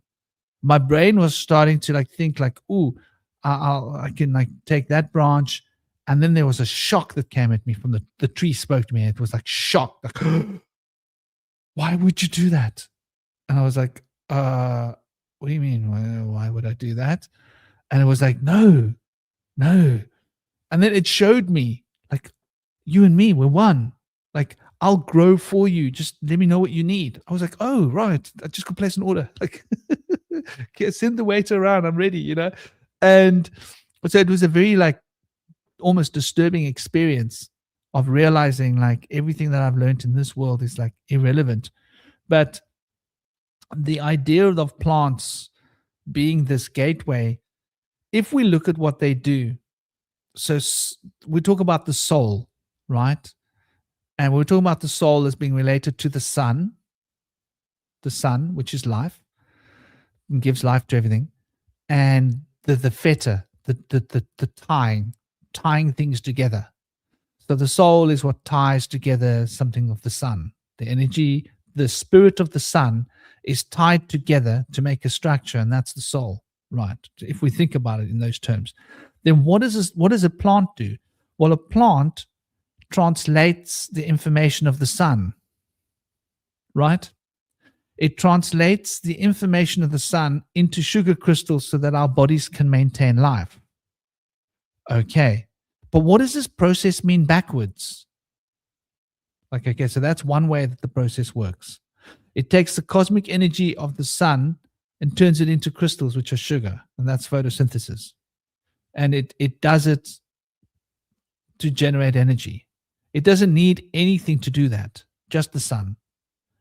The minerals that the plant needs and eats through the roots is just so that it can build more parts of itself. That's the only reason it needs minerals and salts, you know, potassium and magnesium and all the different minerals, you know, silica for the cell walls and what have you. So, the plant is then acting like a translator of information. So if you take that energy pattern backwards and think, well, how can a plant then act in reverse? Because if there is a movement of cosmic energy being turned into crystal, there must be an equal but opposite something happening, because this is how the universe works. Universe works in yang and yin. And if there's one thing pushing, if my hand's pushing against the table, on some way that table's resisting pushing against my hand. But we don't think of the table pushing against the hand. We think of our hand pushing against the table. But there must be some inherent table pushing towards against your hand for your hand to be able to have that reaction of the negative reaction of the table pushing against your hand, if that makes sense.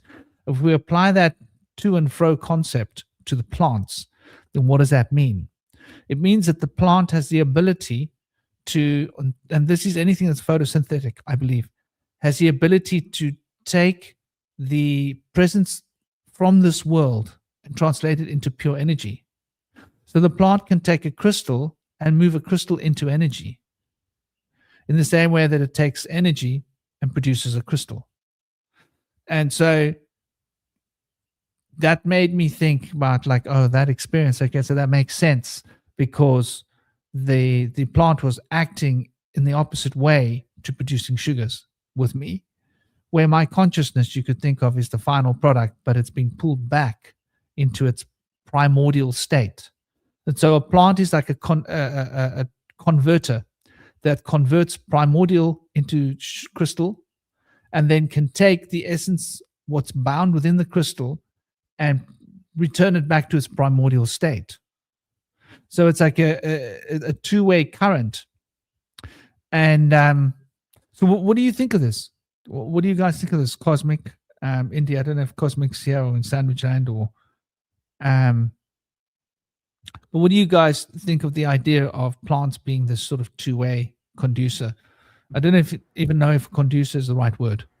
Yeah, I think that makes sense because like you're talking about like the sunlight, but there's also the earth aspect of the soil that the plant is embedded in. So a lot of ways, the plant that's being grown is a kind of a sexual interaction between the sunlight and the soil sort of intermingling together. And this kind of ties in with the whole Fae theory they talked to me about, you know, there being a sort of a masculine and feminine aspect of consciousness in the universe that essentially creates, you know, certain organisms. And I'm also thinking that maybe in the same way that there's like a male female like dynamic, I've been thinking, what if plants and animals are like that? Like plants are more like feminine organisms in the sense that they're sort of just like, you know, they're taking in, they're absorbing in sunlight, whereas animals are more just kind of like, you know, about the body of the world and consuming things and, you know, taking action, moving around. And I always thought, and if you think about how they, you know, the air thing about how, you know, humans breathe out oxygen and plants take out carbon dioxide, they take in our carbon dioxide and the oxygen, there's that mutual exchange of gases. So I think there's a kind of in the same way there's a dynamic between men and women, I think there's also a similar kind of like masculine feminine dichotomy that comes with plants and animals.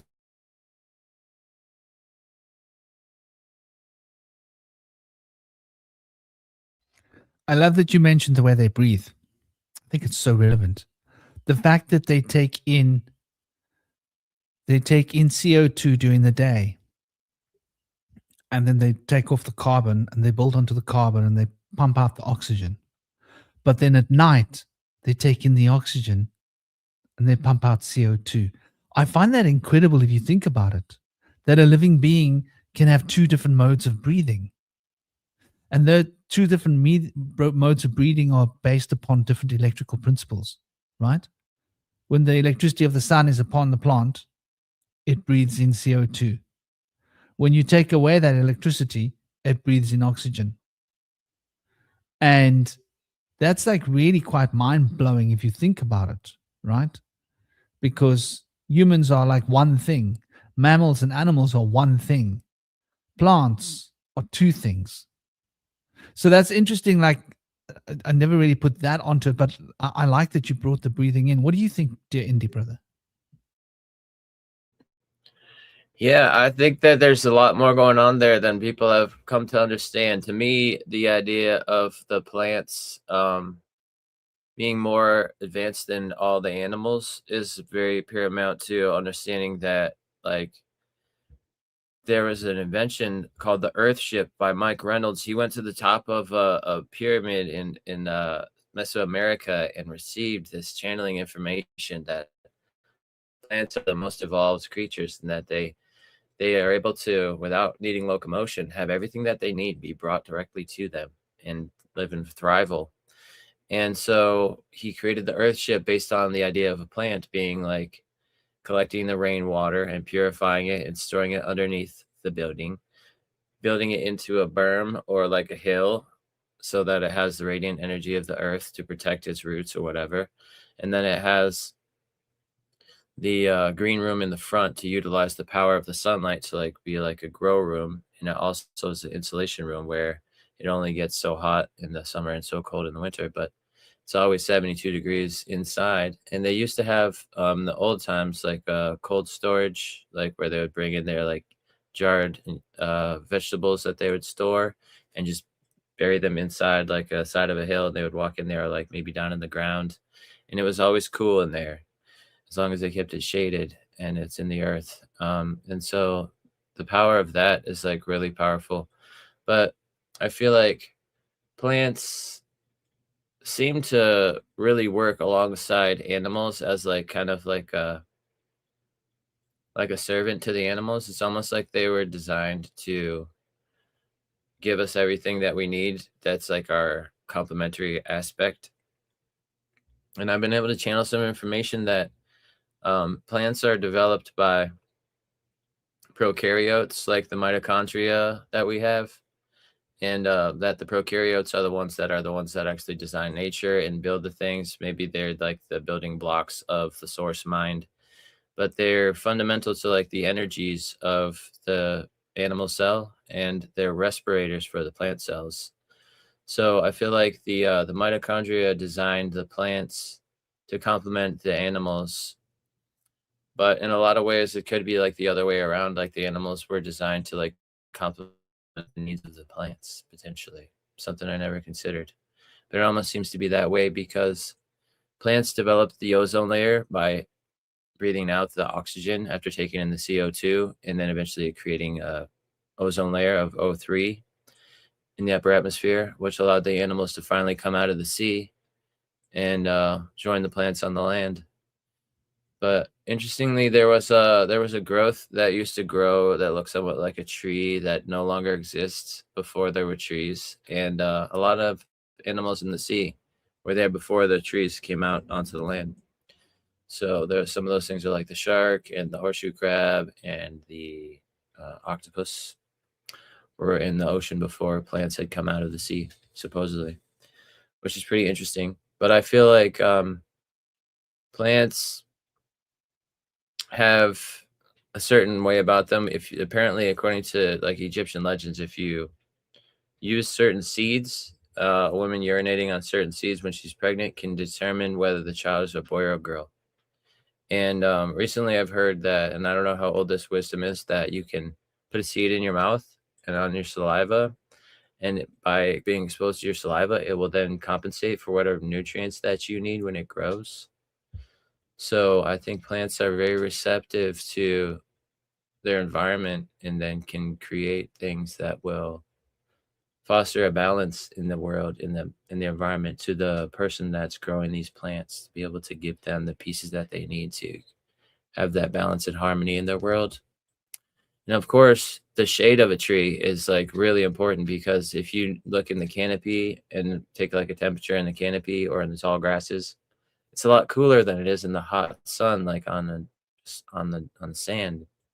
And without plants to shade the soil, all dirt kind of gets dried up and turns to sand. So plants and trees have huge impact on the natural environment and cooling effects, especially during times like now where we're going through like a global warming catastrophe. And they can really cool things down to a large degree. And me being in a temperate rainforest here that's like 300 million years old, you can really tell that it's a lot cooler here than anywhere else in the country, because we have so great of a canopy here that's been unimpeded for so long. And there's these spruce pines here, and the spruce is what makes it a temperate rainforest, because they carry these mosses around them symbiotically, and the mosses retain the moisture and they create a lot of shade. And together they make a lot of moisture under the canopy that will then like rise up when the hot sun penetrates and create these mists that rise, and you see the clouds rising from the mountains. And it's really magical. But yeah, trees are truly divine beings. They do so much more than we realize. Mushrooms do a lot too. You know, this causes me to think about something that I think is quite interesting. I'm going to share it with you guys here because it's a little bit mind-boggling. I can't believe I've never thought of it before. Plants and chromosomes. Okay, so rice has, do they mention it here? I don't know. Yeah. Rice has 12 pairs of chromosomes. It's 24 chromosomes. Human beings have 22 pairs of chromosomes, right? And a 23rd pair of sex chromosomes. So 46 separate chromosomes, 23 pairs. 12 pairs for rice. Maize has 10 pairs. It's 20 in total. 5 pairs, 10 total for some plants. Okay. Then we've got 44 chromosomes. Okay. Who's got 44 chromosomes? Arabica coffee. Isn't that interesting? right? Regular dailies have 22 chromosomes. Many selectively bred, large-bloomed or ornamental daylily varieties have 44 chromosomes. The eucalyptus tree have 44 chromosomes. And plant that has the most. Now, are you guys ready to have your pips blown, as they say in South Africa? This is what I call a pip blowing moment. And your pip represents your head, right? Your mind. Can you guys see that number? 1,260. 1,240 recorded. So this is the Ophioglossum reticulatum. Ophioglossum reticulatum. I think I got that right, luckily. And that's the netted adder's tongue fern. So we're talking about fynbos here, right? We're talking about fynbos, aren't we? Of course we would be. Their massive count occurs because of polyploidy, a genetic superpower where the plant accumulates multiple complete sets of chromosomes. To put this into perspective, humans have 46 chromosomes in our cells because plant cells can duplicate. By the way, you know the platypus? The platypus has got like more chromosomes than human beings. How many is it? How do you even spell platypus? Platypus.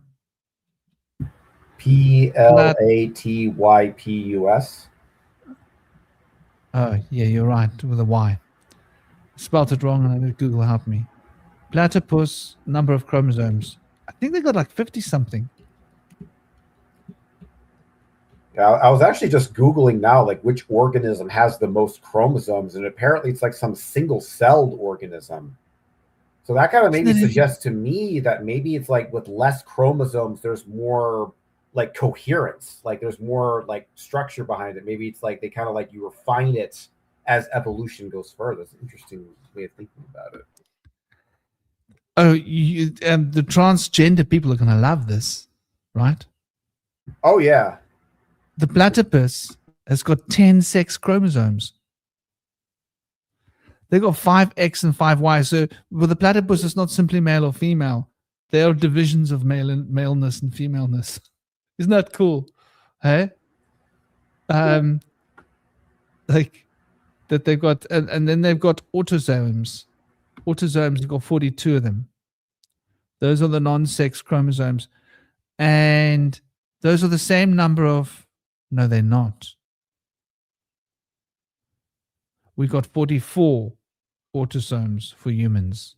So that's interesting. We've got 2 extra autosomes and 8 less sex chromosomes for humans. Because for humans, it's like we only need 2 sex chromosomes, it seems. And even that, our genetic code gets it a bit confused sometimes, because sometimes children are born with both sex parts, one dominant. Very rarely they're born with both sex parts, both active. You know, very difficult for the parents, because they then get told that the child has to have the SNP, because there's no way this child can grow up like that. But that's an interesting question. What do you think about that? I've known people that have the hospitals have told them they have to choose a sex for their child because their child has both active genitalia when they're born. Have you guys come across that much?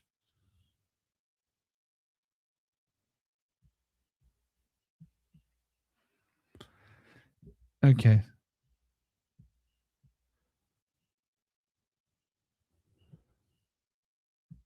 I have a friend that suffered from having a hermaphroditic situation, and I think like her and like Jamie Lee Curtis, like they just really are mostly a female, but they have the parts of a man, but they're not like fully functional usually, because I don't think that they would have. I don't think they have testes. I think they're born with just like a extra large clitoris, pretty much. So usually they opt to just become a female, but I think I've heard of situations where they have more parts and they could choose between the two. But it's fascinating. You don't hear about that too much, but it happens more often than you hear about, I think. That's very interesting. I knew someone who actually had to nominate, because usually the hospitals will just do the surgery, right? Like if it's an underdeveloped male genitalia, and it's not a very common condition. It's quite rare, right? It's like a very small percentage of children that are born with both sex parts. But usually one of them is damaged or not developed, or sometimes, very often, both of them are not fully developed, and one's like 80% developed and one's 30% developed, and they won't be able to have babies. But very rarely, well, a little bit rarely, one of them's totally able to have babies and one of them isn't. And in extremely rare situations, that child could both be a father and a mother one day. Like that's like just what a head trip, like having to decide for your baby, are they going to be a boy or a girl, right? Because they could literally be anything.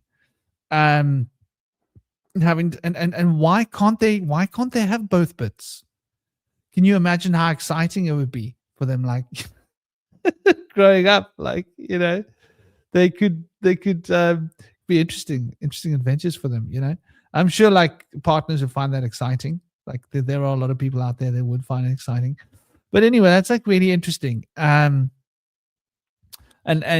getting back to the connection with the plants and the plants and the animals, like this idea that plants might be more evolved, and what Cosmic's saying, that less chromosomes might be more, what was the word you used, Cosmic?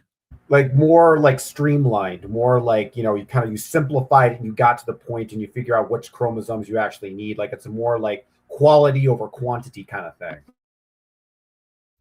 Interesting concept, quality over quantity. Yeah, that's an interesting idea, isn't it? With plants, yeah, I know, I completely get you people, welcome Spill, how do I say that? Welcome Spija 75. Namaste, big love to you. Hope you're well. Hope you're having a good day. And everybody else that's rocking in the chat. Yeah, you sometimes they're internal. You're right. Spijala. That is something which I think is more common than it was more normal. It was a normal practice in the 19th and early 20th century, was it? To leave them on, you mean, so that they could like proverbially dangle both bits, as the saying goes. But yeah, it's not a decision you would want to make for a child, is it? Mahalos.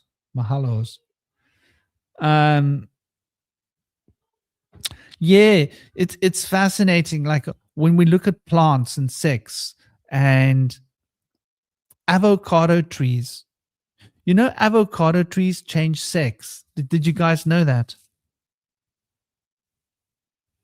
So avocado trees don't have a sex specifically. Like they can literally go, oh, there's too many male avocado trees. Yeah, we're turning into females. Or literally go, there's too many females that we're turning into males. And it's a completely natural, normal process for avocado trees to be able to switch sex. And they do so automatically as per the surroundings and conditions. So there is something interesting about plants and trees. I mean, frogs can do this as well. So there literally is a crossover between some plants and some animals, I think. When we look at a plant and we look at a frog, what is interesting about a frog is it lives both in the air and the water element. Yeah? So am I right, guys? Does a frog have gills? I'm not sure, actually. I have to look that up. Or do they only have gills when they're babies?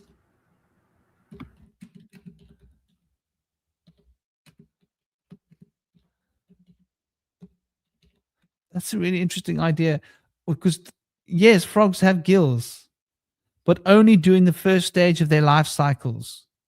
Isn't that interesting? Right? So frogs have gills and they breathe water when they're babies. They become adults and then they breathe air. Like what? Like, is this for real? Like, you literally you breathe water as a baby and then you breathe air. And it's not quite the same as a child in a womb, because they're not actually breathing the fluids. They're literally just taking them into the nutrition center. So, welcome back, Gaz. Is Gaz back in the house? But I think that these are like important ideas to take on board, because frogs and avocado trees seem to have certain traits that seem to be crossing over, and you'll find this is more common. I think it's more common. Is it common? Is it common for plants to change gender as per surroundings while growing up?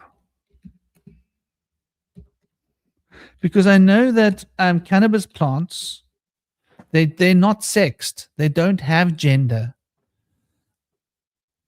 till they get to a certain point.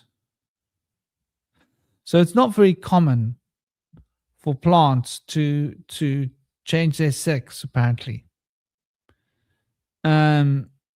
Sex lability or sequential hermaphroditism. I always wondered why it is that you can't tell when a cannabis plant's a male or a female until it gets to the point where it's actually going into flower. And there's no way to tell. Isn't that interesting? Well, I mean, if you think about how humans evolve, like, when you think about children, they're a lot more, androgynous until they grow up and reach puberty and become adults. So maybe it's the same thing with plants. I think cannabis. You can tell though from birth if a child's a boy. But it gets more pronounced as it gets older. For female cannabis plants, they're smaller usually, and the males are taller. So a lot of people, they'll go to pick certain plants and they take out the small ones because they think they're weaker, and they'll end up with all males sometimes. Have you ever heard of that before? It's like a blunder that some people make. That's interesting. I didn't occur to me. It makes sense that the males would be bigger, right? Because the males have got to shoot out their seminal pollen over a long distance. So the taller you are, the more likely you're going to shoot out your pollen far away. The females just have got to catch it. So they don't have to be tall. They just got to have lots of wide limbs to catch, They're probably shorter with longer arms, longer limbs, longer tree limbs, bush limbs. So yeah, looking at the psychic and spiritual side of plants, you were talking about wood. Was it you, Indy? You were talking about hugging trees. And how many of you guys out there in the chat, do you guys hug a lot of trees? I usually do. I must admit I haven't been hugging trees as much as I should be. I'm going to go out and hug a tree this next couple of days because I haven't been doing it. I used to do it every day, like a few times a day. I need to get back on my tree hugging horse. Otherwise, I'm not going to be able to maintain my title as a tree hugger. And I think it's a very important title for me personally to maintain. Have you noticed? So are we going to need tree huggers in the chat? Who of you are literally like tree huggers? Like, go on, don't be shy. Own up. Have you noticed that when you hug a tree, the first thing you feel is you want to pee? Cosmic, Indy, have you guys got this thing from trees? Have they spoken to you? Sure. It's like the tree speaks to my body. Yeah, Indy. Yeah, maybe the tree wanted to be watered and it's telling you what it needs. They're powerful beings. But we do carry salt in our urine, which I don't know if they would want or not. But small amount of electrolytes probably could be good. Our urine is harmful for grass, harmful for small plants, harmful for herbs, even harmful for weeds because of the concentration. But trees, it's not harmful. In fact, they need it because of the high percentage of ammonium and nitrates in our urine, right? If you pee on the grass, you'll lock out the grass. It'll be locked out of nitrogen, and it will end up becoming nitrogen deficient, which is ironic. The more nitrogen you give a plant, it becomes nitrogen deficient because it no longer can absorb nitrogen, because the nitrogen absorption, I think, has to happen at like a 6.5 to a 6. I think optimal nitrogen absorption happens at a pH 5.9 to 6.8, right? 6.4, whatever. But optimal potassium absorption happens 6.5 to 7.3.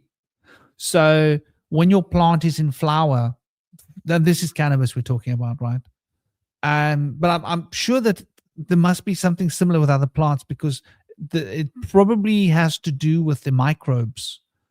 Oh, let's not forget microbes. We didn't add microbes to the list, but I think microbes need a place in this list because they're very important.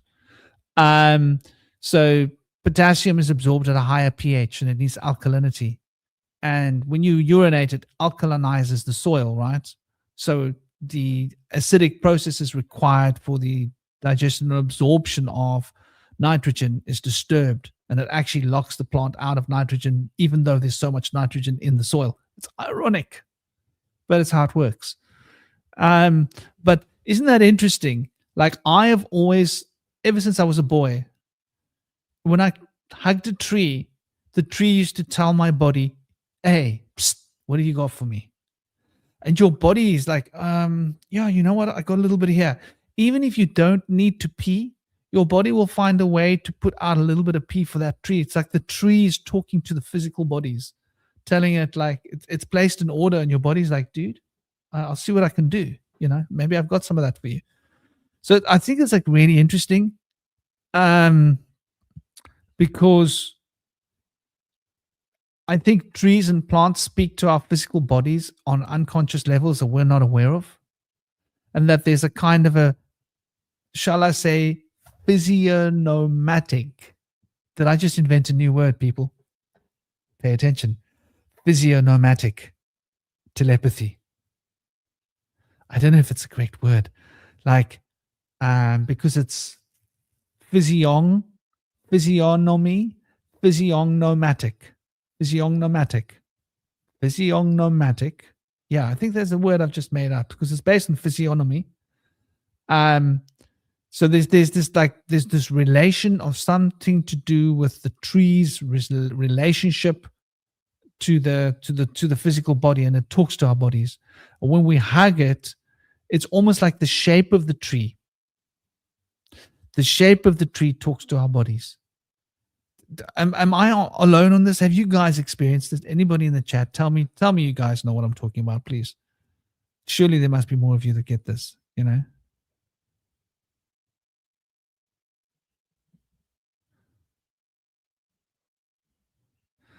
Yeah, Gaz.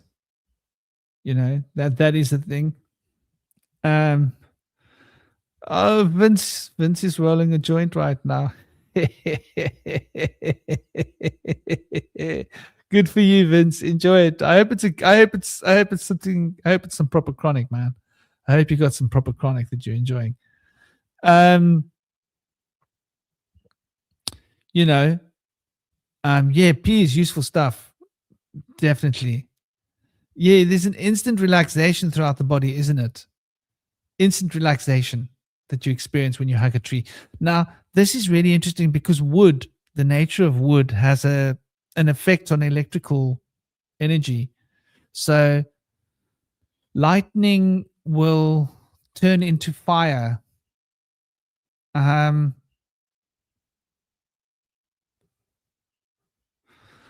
Hollowbone Hawk, welcome back. Yeah, you know, how trees relate to human bodies is like really really interesting. Like, I think there's definitely some very profound relationship which goes back to our ancestral lineage. I'm going to argue that plants and trees might be part of our ancestral lineage. What do you guys think of that? Is that going too far for you guys? I think that kind of jives with me. Also, the fact that when the body dies and it goes into the ground, the roots of the plants are what are able to recycle it back into minerals and nutrients for other plants and from which the animals feed. So it's kind of like a whole system in which like all things are renewed and returned back to like flourishing abundance, and it's pretty amazing. But I feel like when you can kind of look at a plant as like having its head underground and its like limbs are like sticking out above the ground. To me, that's kind of how I see it, because the roots are like kind of like eating and drinking from the earth and bringing all that up through the xylem of the tree, or through the phloem of the tree, and the xylem being the bark protects it from evaporating out or being penetrated by UV. But sometimes what happens is like a little bit of phloem, which are like the little rings inside the tree of the wood, can actually grow outside of the bark or the xylem, and it creates what's called a burl. And the burls are usually connected by a small point. And one of my friends from that lives out in Colorado now, he said that those are the brains of the tree, and they cast them off because they don't need a brain. They've superseded the need for a brain to analyze anything. They're just one with their world. And it's kind of a poetic understanding of the tree burl, but it's an interesting like concept that the trees are like past the idea of like having to think or to even move. And so they can live in like a catatonic state and be in like full thrival, which means they're like really far more advanced than us. And like maybe everything at one point like diverged from this, but I feel like we all have a small amount of like photosynthetic capabilities. Like humans can create bioluminescence at very small amounts from our hands. And sometimes like sun gazing, when you're looking at the sun during the twilight hours, you can really gain that sunlight energy into your mind, into your cells. I feel like the mitochondria are like our connector to like being able to do photosynthesis at like small amounts, but they mostly perform like ATP and give us our energy through sugar and oxygen, which are provided by the plants, the oxygen. And the sugars are made from, if you go back far enough in the chain of life, you have the homotrophs and the heterotrophs. The homotrophs are the ones that can create from sunlight and inorganic minerals, organic nutrients. So the trees and the plants are the ones that are able to first transform the sunlight in rocks into what's organic. So without that ever having been done, there would be no material for the animal cells, even if it's a single-celled organism, or even the probably prokaryotic cells, to be able to really thrive. But interestingly, like prokaryotes like bacteria and eubacteria and archaea, and which are similar to our mitochondria, can exist out in nebulous clouds, which have amino acids in them, and can potentially like be the panspermia that travel through the cosmos that bring life from one celestial body to another. So I feel like maybe like bacteria come first, and then the plants are what are able to create from the celestial body that they land on, like the right environment to then host life that's more complex, like animal life. But I feel like first it comes from the plants and the trees, after the bacteria. And maybe we were like connected to both of those stages and we diversified from there. If you look at like a jellyfish, it's kind of close to that kind of transformation. The jellyfish forms as a polyp tree that's connected to the bottom of the sea. And then from then, the medusa parts, like the flower, buds off of the polyp tree and then kind of like subconsciously just kind of moves around. It doesn't really have like intentional ways to go, but it just kind of like flutters and just moves through. It wobbles off. Wobble, wobble, wobble. So it's like kind of like a tree flower that kind of just starts to float around and go out and do its own thing. It's pretty interesting. That is quite fascinating. You know, when we're looking at this, and it makes me think about like what you mentioned about the tree brain. And when you think about the head of the tree being into the ground, that's quite interesting. The roots, the head, the root. Yeah, you know, it's quite interesting. You mentioned the microbes as well, and microbes is the gateway between trees and crystal. So now we're getting into the mineral world. Okay, so the minerals. This is very interesting because everybody requires minerals to live, to have a body, right? So the mineral is the baseline. And the only ones that can digest the minerals are the microbes, right? And the microbes share the minerals with the trees so that the trees can build the minerals into their substance so that the animals can eat the minerals from the tree substances that also contains the sugar necessary for the energy to produce the metabolism that gives the body the ability to absorb the minerals. And then the animals, some of them also will eat other animals which have gotten their nutrition from the plants that came from the sun. Then these plants, or this process of digestion, if you will, that is sort of isolated for the time being, will once again go a full circle and end up sort of recognizing and realizing, you know, this doesn't add up. it needs that cycle. And the mineral is the key to the excrement coming back down. Like, you know, these minerals now need to get out. We've got too many minerals in our system. And so it ingests the minerals and more bacteria into the soil through the poop, which can then help the soil to digest the existing minerals in the soil more readily to continue this wheel turning process.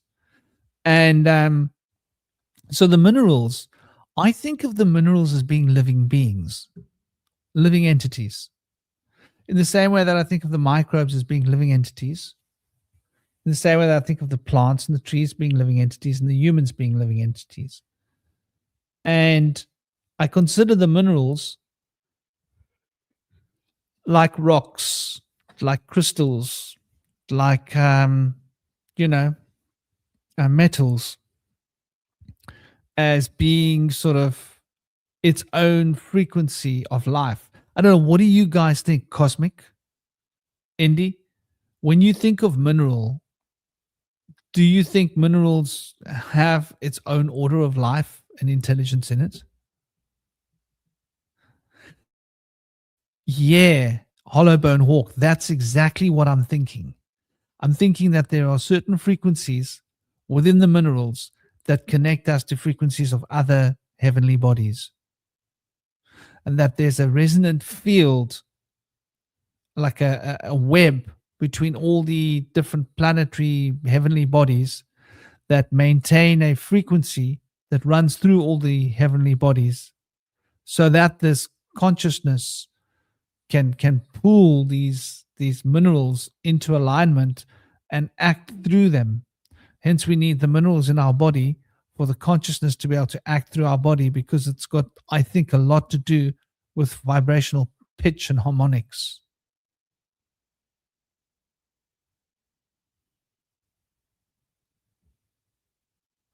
Yeah, I feel like minerals are like another form of living beings that are just non-cellular, because they are self-organizing and growing in order, and they resonate with our energies. So I feel like there'll be like probably more of like a primordial life form that came potentially before the cell development of the DNA. And so they were like just produced by like source mind to like have a brilliance about them and have like powers inherent within them. And I always think. yes, go Go, ahead. sorry. No, I was going to say I always think of crystals as being the sort of the missing link between minerals and organic sort of compounds and cellular levels. Because if you think about something like a crystal, it's the type of mineral that seems to behave most closely to an organism. If you think about it, if you think about just regular, sort of rocks, they're very smooth and kind of undefined. Whereas crystals can have incredibly complex structures that can't be defined simply by the just being shaped by the external environment around them. There's clearly a kind of it's because if you think about most minerals, more simple minerals, that they're just kind of shaped by the environment, the wind, water erosion, et cetera, et cetera. So there's only an external influence that's, creating their form.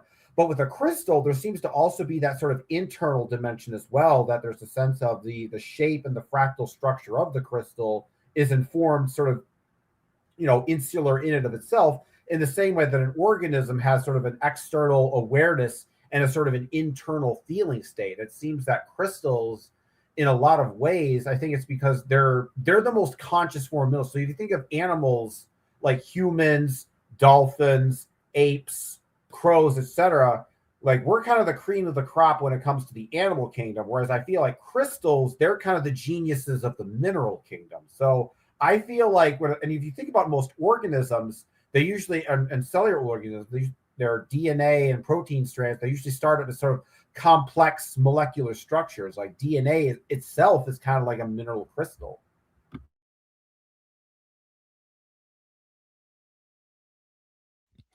That's an interesting take on DNA, and I would say it makes me question just exactly what a mineral is and what a crystal is.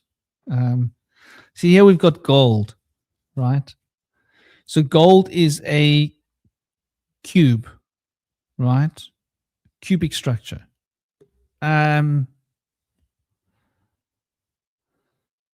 Acid-base properties of higher valence oxides. So it's that must mean that its polarity is balanced. Yeah.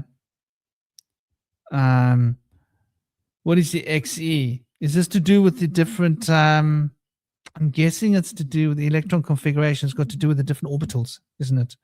How many electrons are situated in the p, the s, and the o orbitals? And it's quite mind-boggling when you start to think about it, because you've got these 79, right? And these 79 need to be accounted for. And just how those 79 are distributed or what maybe differentiates gold from lead. Maybe there's an extra one or two. They're playing another role, but essentially the differences won't be big. So there's definitely food for thought, Like if we look at potassium, like if we compare gold and potassium, for example, so gold is really fundamental. Let's look at potassium, because potassium has got that number 19, which is the number of the sun, right? And so it's that mystic solar number, which we're going to see in the atomic number. Here we go. And atomic weight of 39, as opposed to gold's atomic weight of, what was it, 139. 139.96657. And those two numbers have got a slightly different relationship. And notice potassium is very simple, huh? So 4s to the 1. Isn't that interesting? So is potassium all the electrons in the s orbital? Does potassium hold all its electrons in the s orbital? And I'm just guessing here.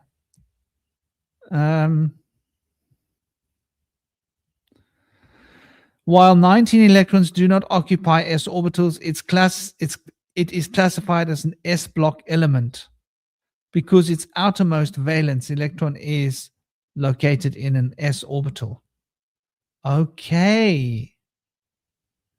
So the ground electron state configuration of a neutral potassium atom, neutral, so they get polarized or neutral, that's interesting, is 1s2, 2s2, 2p6, so 6 in the p orbital, 3s2, 3p6 in the other p orbital.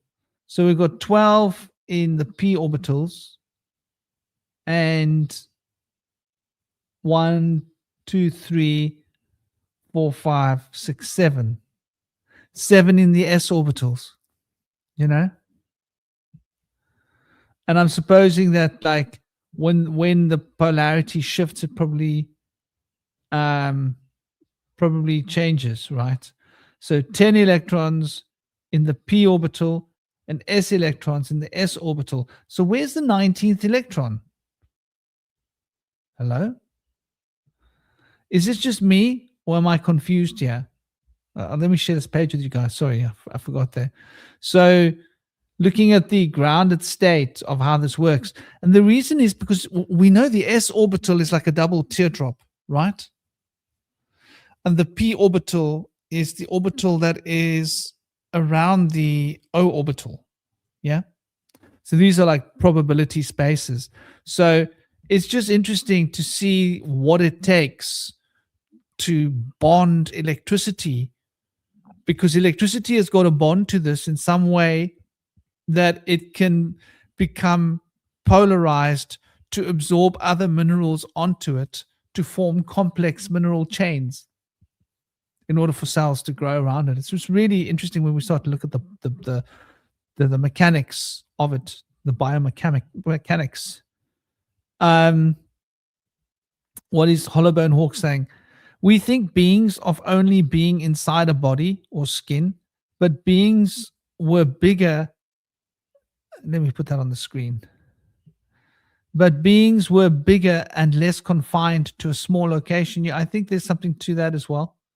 You know, we think of the compression of mass as being the be all and the end all of what we're experiencing, and the compression of mass has just got to do with those p and s orbitals and the way in which this collision's produced by those particular electron fields, and those collisions we experience as like boundaries, and those boundaries are what we're observing. But outside of those boundaries, there might be other kinds of boundaries that are not defined by those particular collisions that we're not aware of. So that's like an interesting perspective. And I think that plants occupy a bigger space than humans in that space. What do you think about that, Indy, Cosmic? Like on the energy plane, that plants occupy a bigger space. I guess that makes sense. They're pretty massive, a lot of them. But even the small ones proliferate a lot more, and there's so many more of them around together. Those animals kind of spread out more, and even the bigger ones are like more solitary.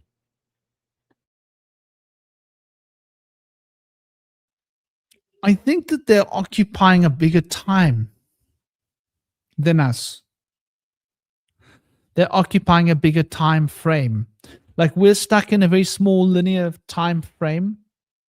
They're in a bigger time frame, because from my experiences with the telepathy with plants is it takes very long for the thought of a plant to be downloaded by a human brain, and it takes extreme concentration and patience to be able to sit there for like 15 minutes hanging on every potential aspect of a syllable, right? And so you'll be sitting listening like intently, like for 15 minutes to catch one syllable. And then you got to be like hanging on for the next 15, 20 minutes. And if you concentrate intently for like 45 minutes, you've heard a few words, you know, of a sentence. Like you got to sit for hours just to get like one direct piece of information, because it's almost like the time that the plant is existing in is outside of our time space. And I think this has got to do with the consciousness of plants. I think the consciousness of plants are outside of our time frame space. And so what does that say about minerals? Because if the consciousness of plants are outside of our time frame space, minerals must be even further from our time space that humans are and mammals are in, which means that what Hollowbone Hawk was saying earlier about the minerals being the communication device between different planets, maybe on that frequency of being, time and space have very relative positionings. Maybe they hold a very relative space for minerals. And so this is why quartz and crystals, like you were saying, Cosmic, are like the most, crystals are like the big players of the mineral world. Crystals hold so much power and potential, you know. What have we got here? This is technically not a crystal. This is technically tektite, to be technical. If he gets technical, he's going to say that this is technically tektite. Technically. But what have we got here? We got some crystals here. Where's our crystal here? Oh, this is a beautiful. This is Himalayan. Himalayan. What have you got there? That's smoky quartz, is it? This is a really dark amethyst. Amethyst is a is type it of an quartz. amethyst? Right. Yeah. I got amethyst here too. We got some dark amethyst here. This is a really lovely Brandberg from my lady love. Hollowbone Hawk gave me this beautiful stone. I always keep it next to me. I finger it a lot while I'm working. So I haven't been using my balls to work, but I have been actually, now that I think about it, handling this one quite a bit. And here's another amethyst that I'm particularly fond of, a very light one. This light shows the color. Look, it's a really dark one. Yeah, it's pretty. Really pretty. Yeah. I also have a big piece of lapis lazuli that I got recently. Oh, nice. Very nice. And I got this one on my neck. It's pretty big too. Nice. I've also had a very good spot for lapis. A very tight spot for lapis, shall I say. Right here. I haven't been wearing lapis. Speaking of which, I haven't seen Hollowbone Hawk wearing her lapis in a while either. Reminding Hollowbone Hawk, wear your lapis. And if you need to rethread your lapis, remind me. I found my threading bits. I can't see what you're doing there very easily. Let's take a look. What is that? Is that quartz or citrine? Quartz. Nice. Pretty.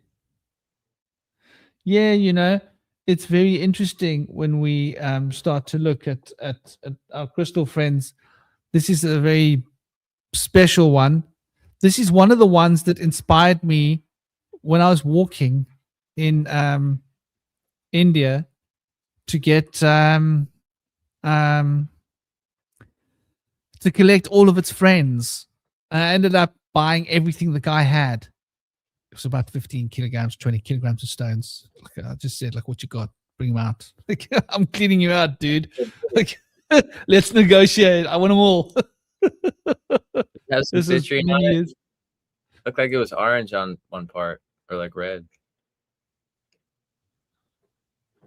I have a very special citrine here. Here's a very special citrine. This is a Tao. Yeah. Natural citrine, of course. Not Double colored. feminine. No, it's a Tao. It's got the faces, the geometry of the faces. It's got a 7-sided figure with a 3-sided triangle, with a 7-sided figure, with a 3-sided triangle, with a 7-sided figure of the 6 faces that move around towards the point. So it's a 7-3-7-3-7-3 numerological configuration, which is called a Tao. And they're the oldest, most advanced form of crystal because it takes the longest for crystal to grow into this formation. The youngest form of crystal would be like what they call a generator quartz, which is just simple. So it's got to do with how many triangles they shape here. Like this, This was growing towards becoming a Dao, you can see, but it had its growth. So on one side of it, it looks like it's got generator, but there's a beautiful triangle that was forming a triangle. That's complex geometry. So it was the growth was arrested in various different ways, but this one's comes from the Brandberg, so they tend to have a lot of really interesting stresses and forces. This one's called Monadnite, and it has kind of looks like desert rose, but it's in red. Pretty beautiful, russet, nice. And develop like orange cubicle crystals too that are separate, that are different. And it helps with ending procrastination. It'll help you bring tasks to completion. It's orange. So what I would say was that orange. Okay, so let's pull out the enneagram. So what would the bush whisperer say? What would Franklin say? Franklin would say that the color orange relates to this is also Monadnite. Relates to, let me get that enneagram for you people.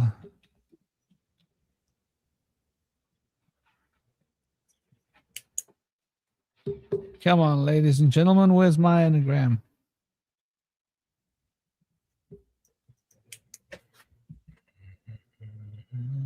I hope this is a good enneagram I'm showing here.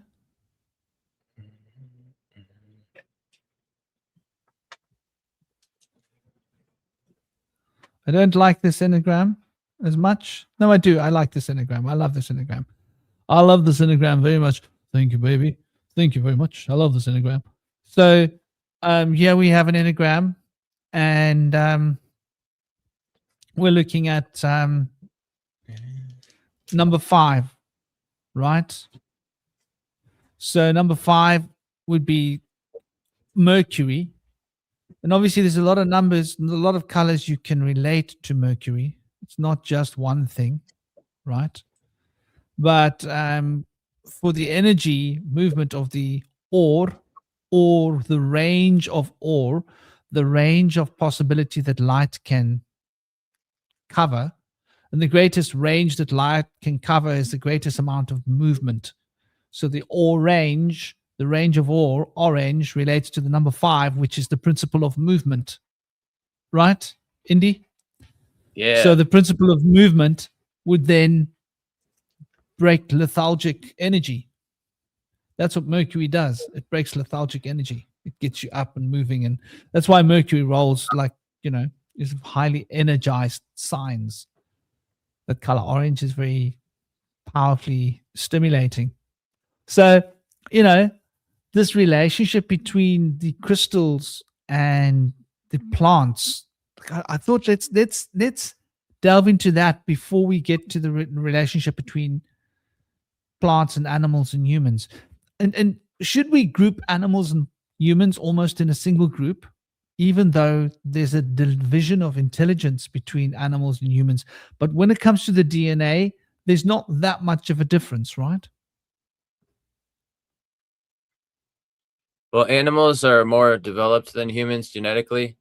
The amount of chromosomes is not really indicative of advancement or evolution. It just shows the amounts of change that had happened.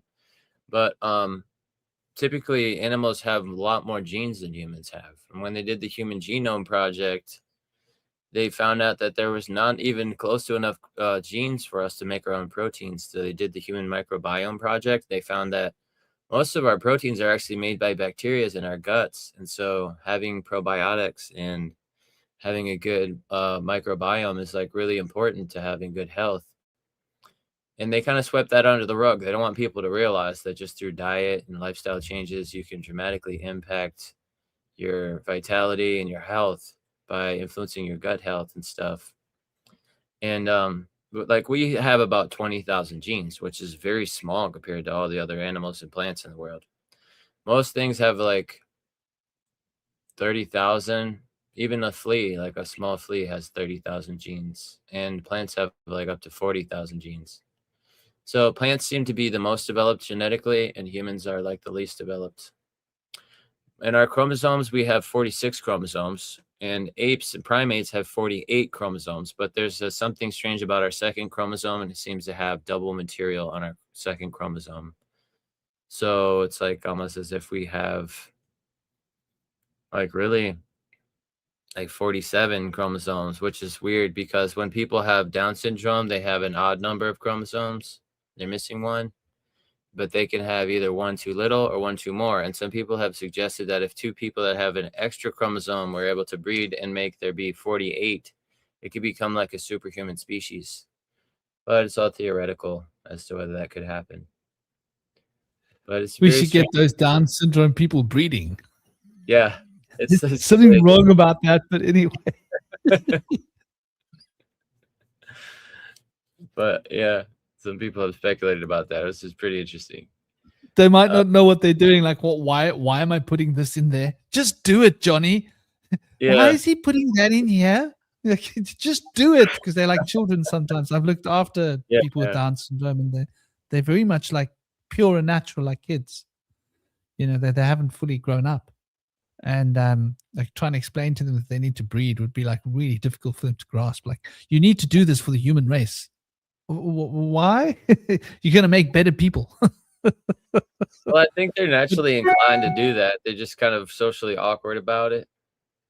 But I was in a movie called Girlfriend where this young clerk was like, I guess he was like a busser at a diner, and he thought this really cute waitress was his girlfriend, and she just played along with it to make him feel good. But I guess later on in the film, he finds out that she actually has a real boyfriend, and I guess he was kind of devastated. But I just appeared in one scene in the movie as an extra in the diner scene, and I haven't seen the film yet, so I want to see how it all plays out. But basically, like, people with Down syndrome are inclined to breed and stuff, and they're part of the gene pool, and people will marry them and have kids with them even. So it's natural for them, but they're just kind of awkward about it and stuff because their social and emotional intelligence can be limited. Some of them are more higher functioning than others. And there's a lot of them that are really impressive athletes. So they're an interesting group. One of the coolest things I found out about them is that they only have 2 sections on the finger, not 3. Is that all of them? I mean, I've looked after a Down syndrome guy who didn't have that, but maybe that is a particular evolution that some of them have, or a lot of them have. It's an interesting concept. Got this little doggy at the door banging on my door. He's a cheeky little bugger. Yo, he's so cheeky. Yeah, so you know that's quite interesting. Like the intelligence of minerals. I don't know, Cosmic, what do you think about the grade of intelligence? Are you with us, Cosmic, firstly? Yeah, I'm here. What do you think, like, the grade of intelligence of a mineral?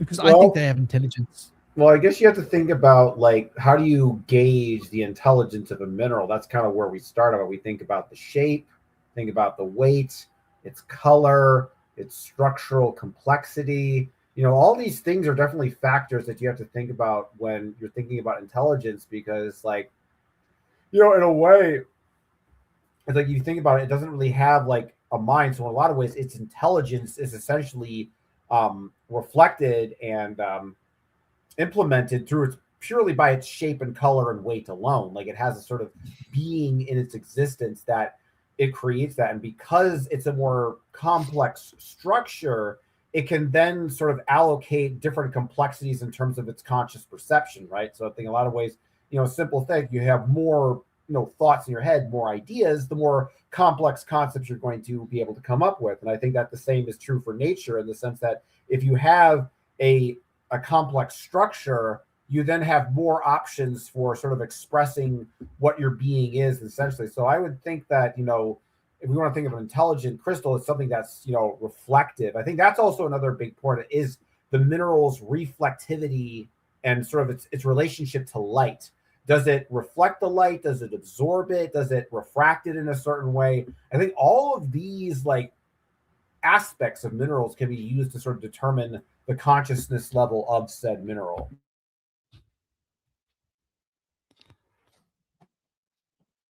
That's interesting. Like, and then there's another element to it, right? Because I think we're not giving minerals. Like, what about mood? What about mood? So we talk about the planet Mars, right? And we talk about Mars being like very active, like getting stuff, doing a task, like action, and transformation, very much alchemical. Mercury and Mars share a very close resonance with this. Mercury represents the movement, Mars represents the doing of the action. So the movement of Mercury needs to have a cause that it fulfills for Mars to be happy. So that they work together, Mars and Mercury. So that's iron and Mercury work together. So we'll find a lot of technologies require iron and Mercury to work together. Some technologies, right? Give you an example. A thermometer, maybe. There might be an iron node in there to conduct the temperature. Steel, whatever, into the mercury so that the mercury's got a good conductor. I don't know. And building of motors and certain things that involve mercury. But like the mood of iron is like that Mars energy. The mood of Mercury is that changeable energetic potential. If you get too much Mercury on your skin, poisoning, apparently, it causes your mind to become overactive to the point that we're like no longer psychologically stable. Like insanity, right? Iron. Probably if you've got too much iron in your blood, would you be too impulsive? I reckon you would be. If you don't have enough iron in your blood, would you not have enough impulse? Would you not be impulsive? Would you be more thoughtful? Is there a balance? Copper. What's copper do in the blood? Venus, right? What's the mood of copper? Copper's quite mystical, right? It's got a lot to do with like electrical potential, like probably very much, right? Gold as well. But copper, I think we've got more copper in our bodies than we've got gold. We've only got a little amount of gold. We do have gold in our bodies. We have to have gold in our bodies. We have to have copper in our bodies. We have to have iron in our bodies. And I think the composition of how much gold we have and how much copper we have and how much of, we probably have mercury in our bodies. How much of this metal and that metal we have in our bodies has a lot to do with the character that we display. What do you guys think about this relationship between the minerals in our bodies, our personas, our egos, our characters, and how the planets of astrological potential are radiating consciousness through our bodies? Do you think there's a relationship there with Mineral Kingdom? Yeah, I definitely know there is, because magnesium has become a problem right now. It's the relaxing mineral, and it does over 300 functions in the body. And the way that we've been using our fertilizers, we put this like artificial fertilizer into our soil, and it is not bioavailable to us. So even though it has magnesium in it, it's not bioavailable to the microbes in the soil either, which are really crucial to be able to allow the polyphenols in the plants to develop, like lycopene in tomatoes and anthocyanins and blueberries. And these things are really helpful to help the body and the immune system clean up inside and protect us from dangerous microbes. They're the kind of things that keep the plants from being able to be attacked by molds and bacteria and microbes and stuff in their environment. So you look at these brilliant plants and they're so beautiful and shiny and they have that luster about them and they're protected. And then there's another one that's kind of like dried up and wilted and has like it's been attacked by blights and stuff, and you can tell there's a huge difference there. And that difference comes from the polyphenols, which are influenced by the microbes in the soil and the minerals that are available to them. And so when people don't have magnesium, it's a relaxing mineral, so it makes us more calm and relaxed. Not having it makes us more agitated, and not having potassium makes it so the muscles don't rebuild and leads to cramps. And that's painful and not fun. And so like various things like that can actually influence our mood dramatically. So having enough magnesium is important, and having enough copper makes a big difference as well. Having the right amount of iron and not too much iron. Iron can, if you're anemic, it can make you have bad circulation, which makes you get cold easier and more irritable. And then having too much iron can lead to a condition called hemochromatosis, which can lead to painful digestive pain in the lower regions, because the iron doesn't have any way of escaping the body. And so it kind of gets stuck and causes pain in the body. So having too much iron can be a really bad condition. But having like a lot of iron would probably, I would argue, make people maybe be hot, as opposed to like anemic where they're kind of cold. So they might run hot from that. And that has its own kind of implications. People being too hot kind of get lethargic and moody. Whereas being cold, you can get like also like in a similar state, like lethargic or catatonic and moody, like kind of stiff. So it makes you kind of like less likely to be able to like be like up and about and kind of easy free flowing, to have too much or too little iron. So you want to have like just the right amount. But in order to absorb iron, it's supposed to take them with vitamin C. Here's an interesting point, though. I think everybody's supposed to have a different amount of iron. Because I know a guy who went to a hospital. He was my ex-estate agent, right? In 2016. And they told him, look, Date, you got like 3 months to live. Like, go settle your affairs. Maybe 6 months. There's nothing we can do for you. Like, you're going to tap out. Basically, this is the end of the road. You've got so much iron in your body. It's a mystery that you're still alive.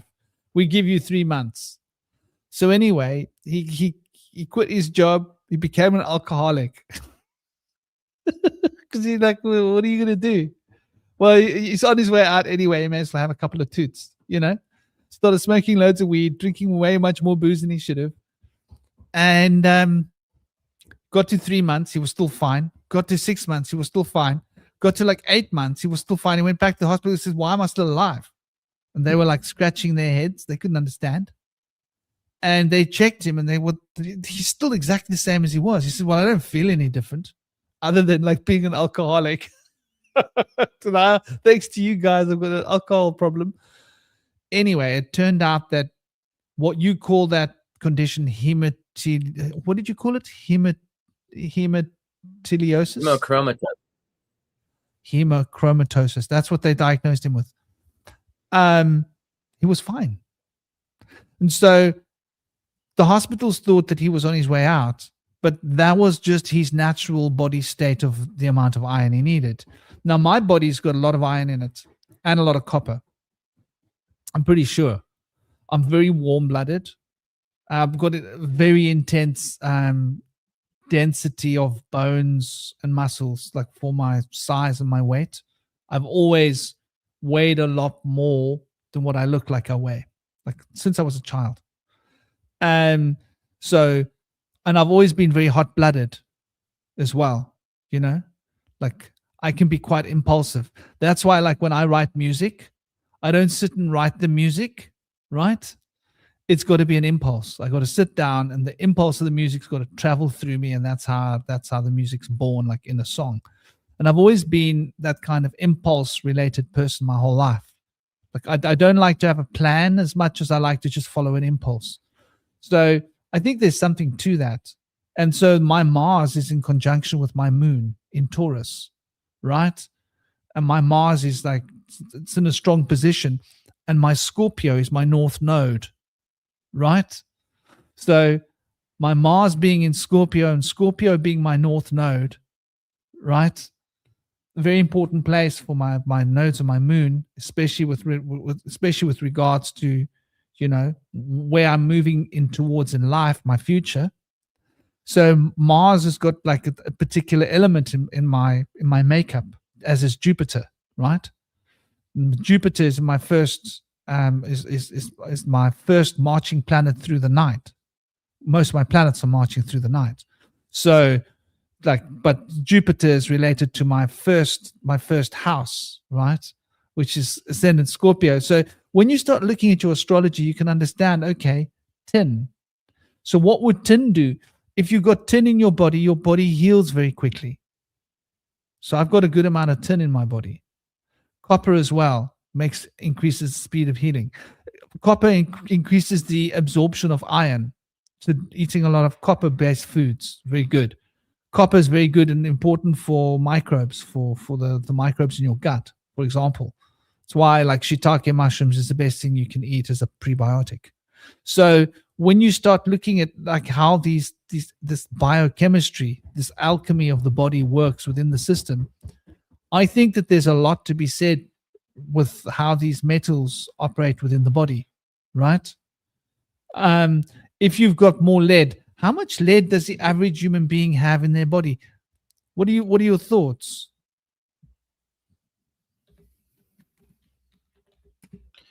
Yeah, I don't know how much lead we carry, but I know that lead can lead to antisocial and potentially psychotic behaviors. And a lot of people have been exposed to lead from leaded gasoline in the 60s, 70s. And so it's passed down through the bones into infants from their mothers for 3 generations. So we all have lead in our bones from our parents, from our mothers, and it influences our mood in such ways that make us more prone to antisocial behavior. So it could have led to like potentially the Flower Children Revolution and like counterculture societies as a result of lead exposure from lead paint and lead gasoline. But yeah, it has that kind of effect. I think we need lead in our bodies. They say that lead severs our connection to the divine light and our ability to commune with the divine spirit. I think too much lead does that. But I think a certain amount of lead grounds us. Saturn. Think about Saturn and Capricorn, Aquarius. Yeah. That grounding energy, that Capricorn intense grounding, lead. Because most mammals have got lead. You go into a jungle where there's no cars, where there's no lead poisoning. Those animals in the jungles have got lead in their bones. It's part of the matrix. We would take in a certain amount. So they say that when we look at lead, what do they say? They say that, let me pull it up here for us. The average adult human body contains approximately 100 to 400 milligrams of total lead. 90 to 94% of this is stored in the bones and teeth, where it can accumulate over a lifetime. Only tiny trace elements circulate in the blood and soft tissues. So apparently we don't need lead for any biological functions, right? There is no safe amount, right?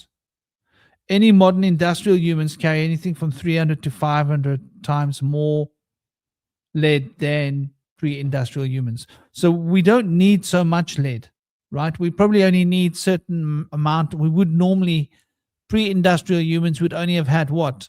Like 10 grams of lead? 10 milligrams of lead? How much gold? Gold. Now, we've got gold in our bodies, right? So 0.2 milligrams of gold in the human body. Yeah. The total number of the gold would equal only 10 nanoliters. Right? If we were to gather all of the gold and melt it down into a single solid cube, each side of the cube would measure 0.22 millimeters. Isn't that an interesting number? 0.22 millimeters would be the size of the cube. If we were to, how much copper? So let's go with silver. So you can see these amounts are very small, right? 2 milligrams, silver, small amount of gold, copper. I think copper we can have a lot more.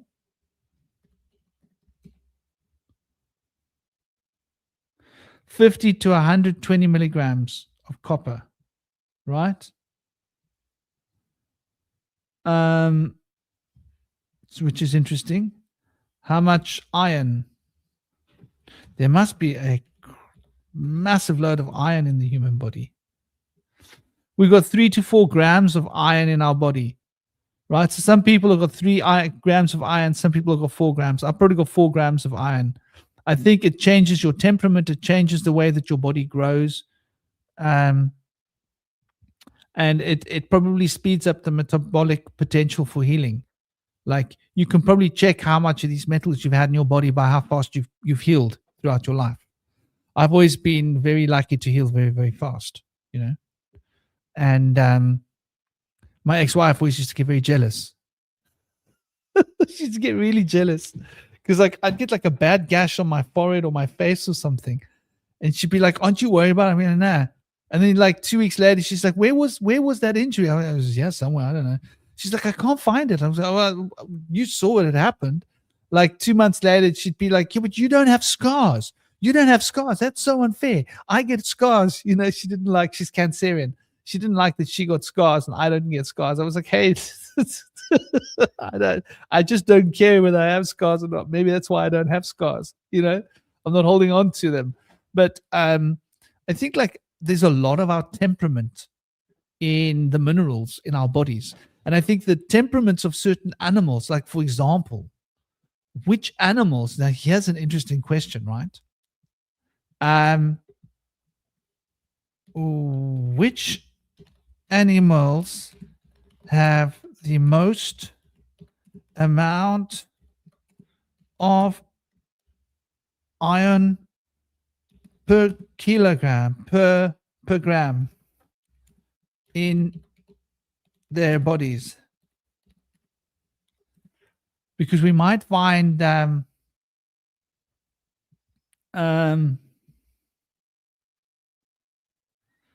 no, which species?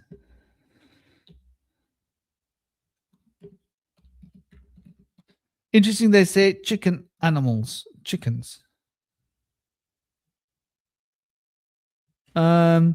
So the animals with the highest iron concentration per gram in their bodies are certain chitons.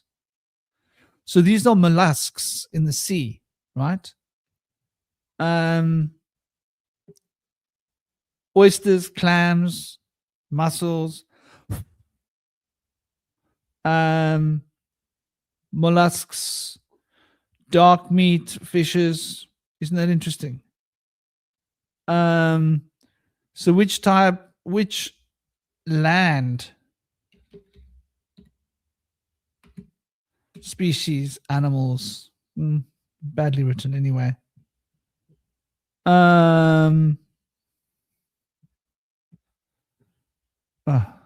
This is really annoying. You guys are winding me up, Google.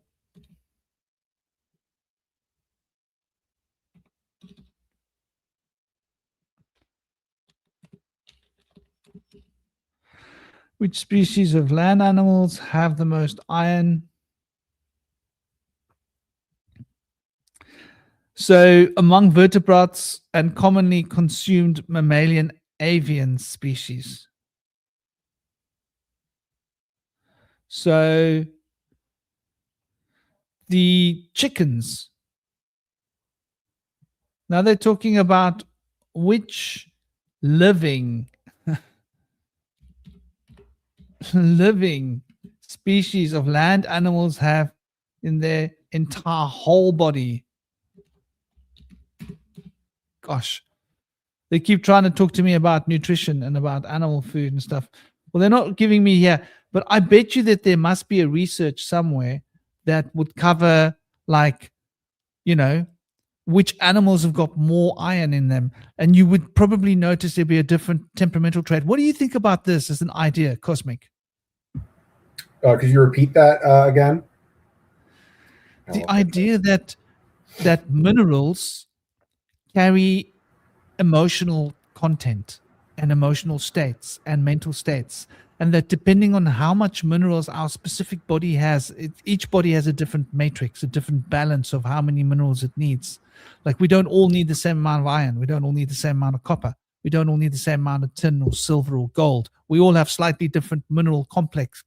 Silica, some people have more silica, they need more silica in their bodies, or their nails get soft.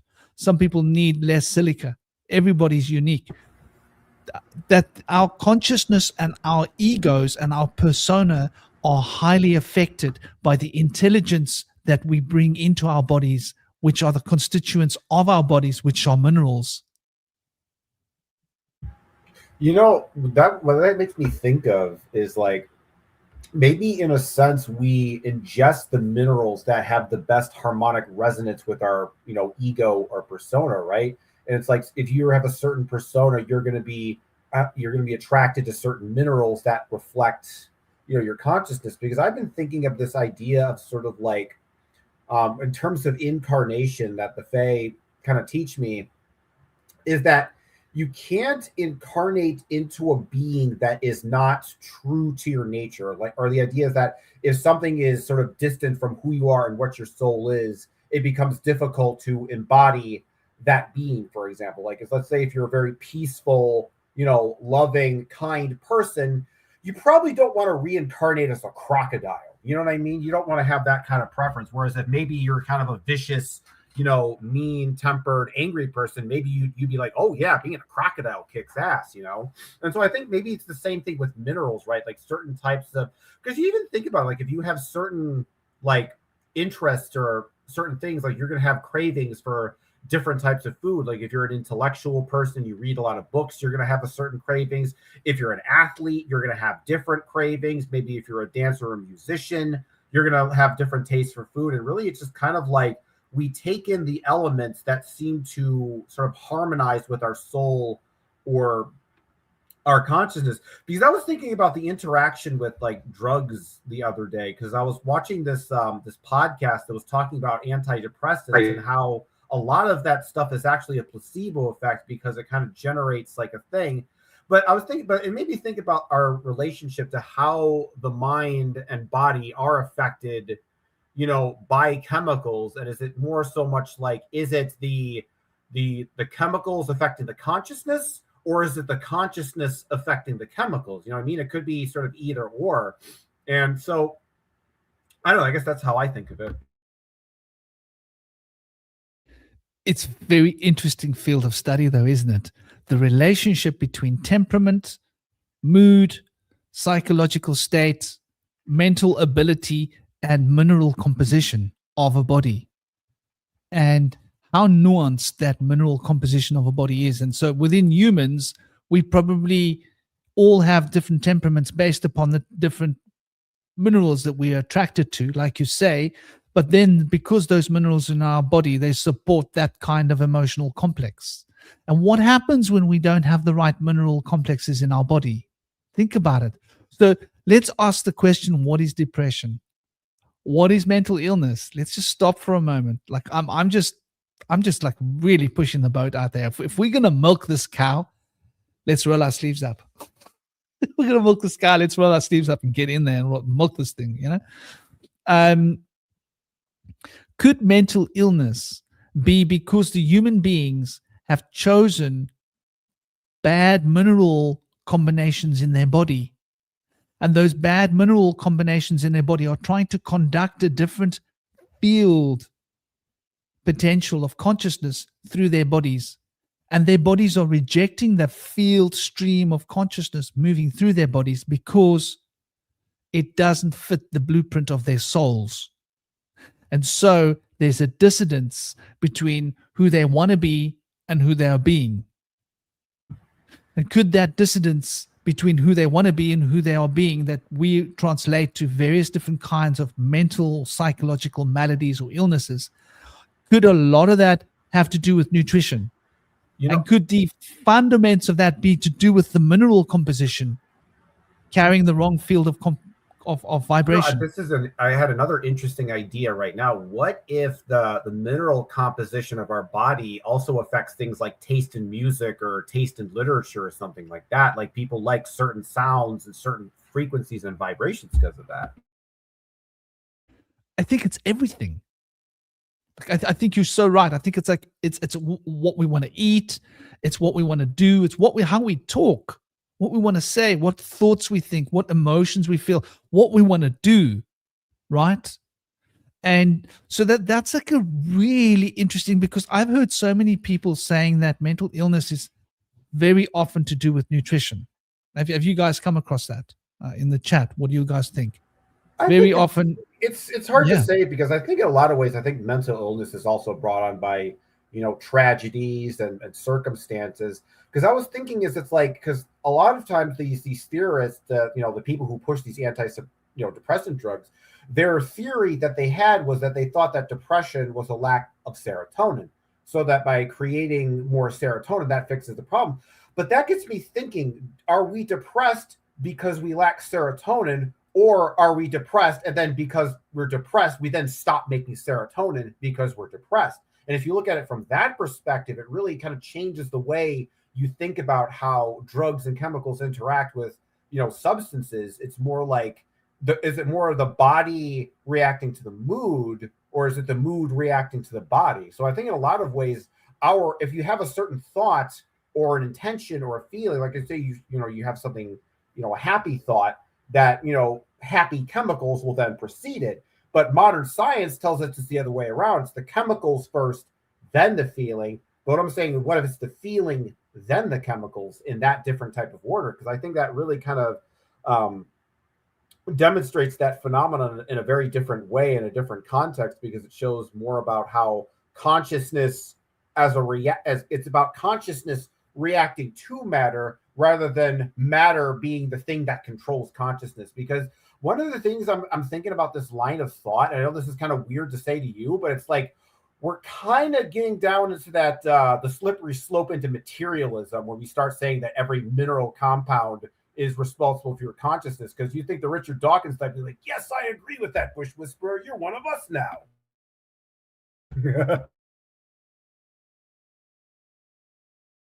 There we go, the materialists. Woo, let's roll. But I do think that there is a connection. I don't think that the minerals dictate, but I think they enable. And without the minerals, the enabling can't happen. Does that make sense? Like, in a way that it's like halfway into materialism, but probably, not I think it's probably a two-way streak. I think it's that the chemicals affecting the consciousness and the consciousness affecting chemicals. But I feel like in the modern world, we're basically told that we're sort of deterministically programmed by the chemical, structure in our body, and that we have really no free will or status. We're just kind of like a Rube Goldberg machine that's sort of undulating randomly into the universe, and we have no control over it.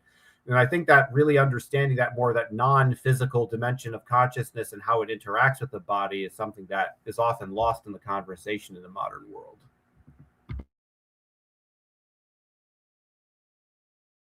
I think that's really on point. And I think there's a lot of nuances to look at in this. But I think we're onto something. I think, like, consciousness, everything holds consciousness. This is why the ancients, like, let's apply this to witchcraft. Go on, let's have a bit of fun.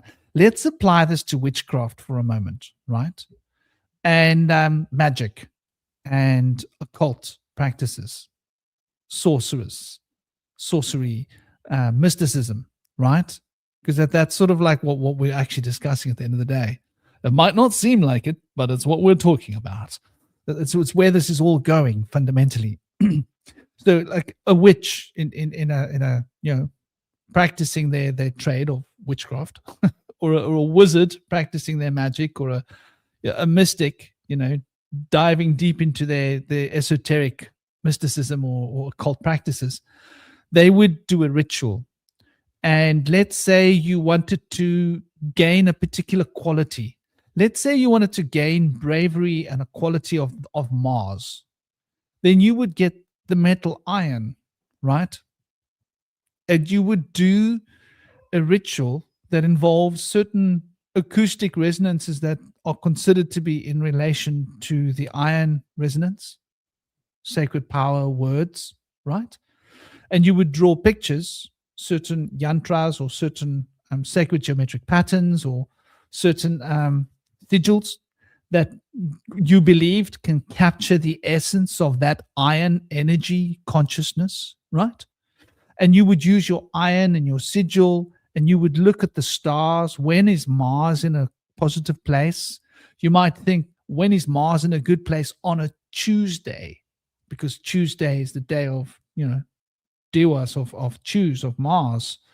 And you might then construct a ritual, and this is common for all witchcraft or magic or sorcery, whatever you want to call yourself, even if you're a mystic, even the Vedics practice their pujas.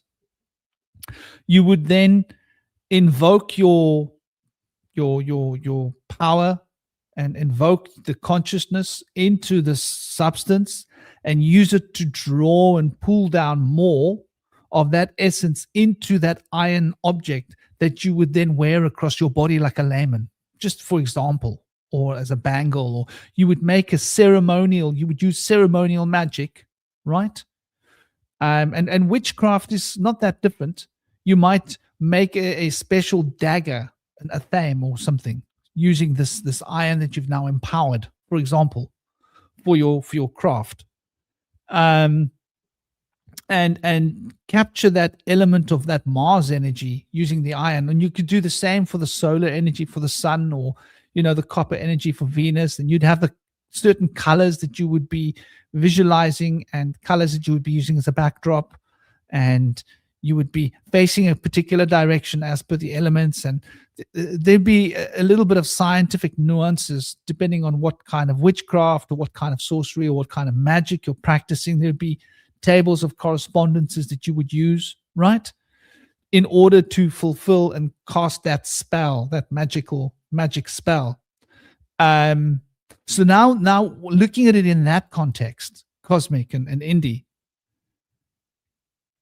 looking at that and then coming back to where we were a minute ago in the conversation about how the mood of our consciousness has to be relative and relevant. In other words, we can eat the wrong foods and put the wrong minerals into our bodies, and then our consciousness that we're carrying will not match our bodies. And if the consciousness that we're not carrying doesn't match the frequency of our bodies, there should be dissonance. And that dissonance should produce a certain kind of friction. And that friction we could be terminalizing as mental illnesses or physical illnesses, depending on the particular friction. And so a lot of nutritional problems could be too much of this mineral, too little of that mineral, or psychological problems could be too much of that. Like we look here, for example, just looking at one of the so-called important minerals, you need to have a very particular amount of iron, magnesium, and zinc, right, for the biochemical pathway stool for the synthesis of serotonin, right? And there's over 300 enzymatic. Now here's where it gets interesting. So the enzymes are the microbes in the body. So you're going to have 300 different little characters playing roles with magnesium alone, right? And the enzyme tryptophan hydroxylase will be playing an important role for your iron and your zinc, right? Would be influencing the synaptic transmission, right? And it acts with glutamate pathways. When you see that glutamate in food, pay attention, people. Pay attention. This is important. When you see a food label and it says this glutamate, that glutamate, imagine what we're talking about here, right? Synaptic transmission, right? The synapses are the spaces between the neurons. And so your brain cap is full of synaptic spaces which is like little salt solutions where the electrical impulses jump, and it's got to be exactly right. So it interacts with glutamate pathways. So when you see this glutamate and that glutamate in your food, can that affect your neural glutamate pathways? I'm just putting this out there for you guys to start paying attention to what you're eating and ensuring serotonin is utilized effectively once manufactured. So it's not just the uptake and the manufacture of the serotonin, but it's actually got to be used. Then you need the vitamin B6, which is, pyridoxal 5-phosphate.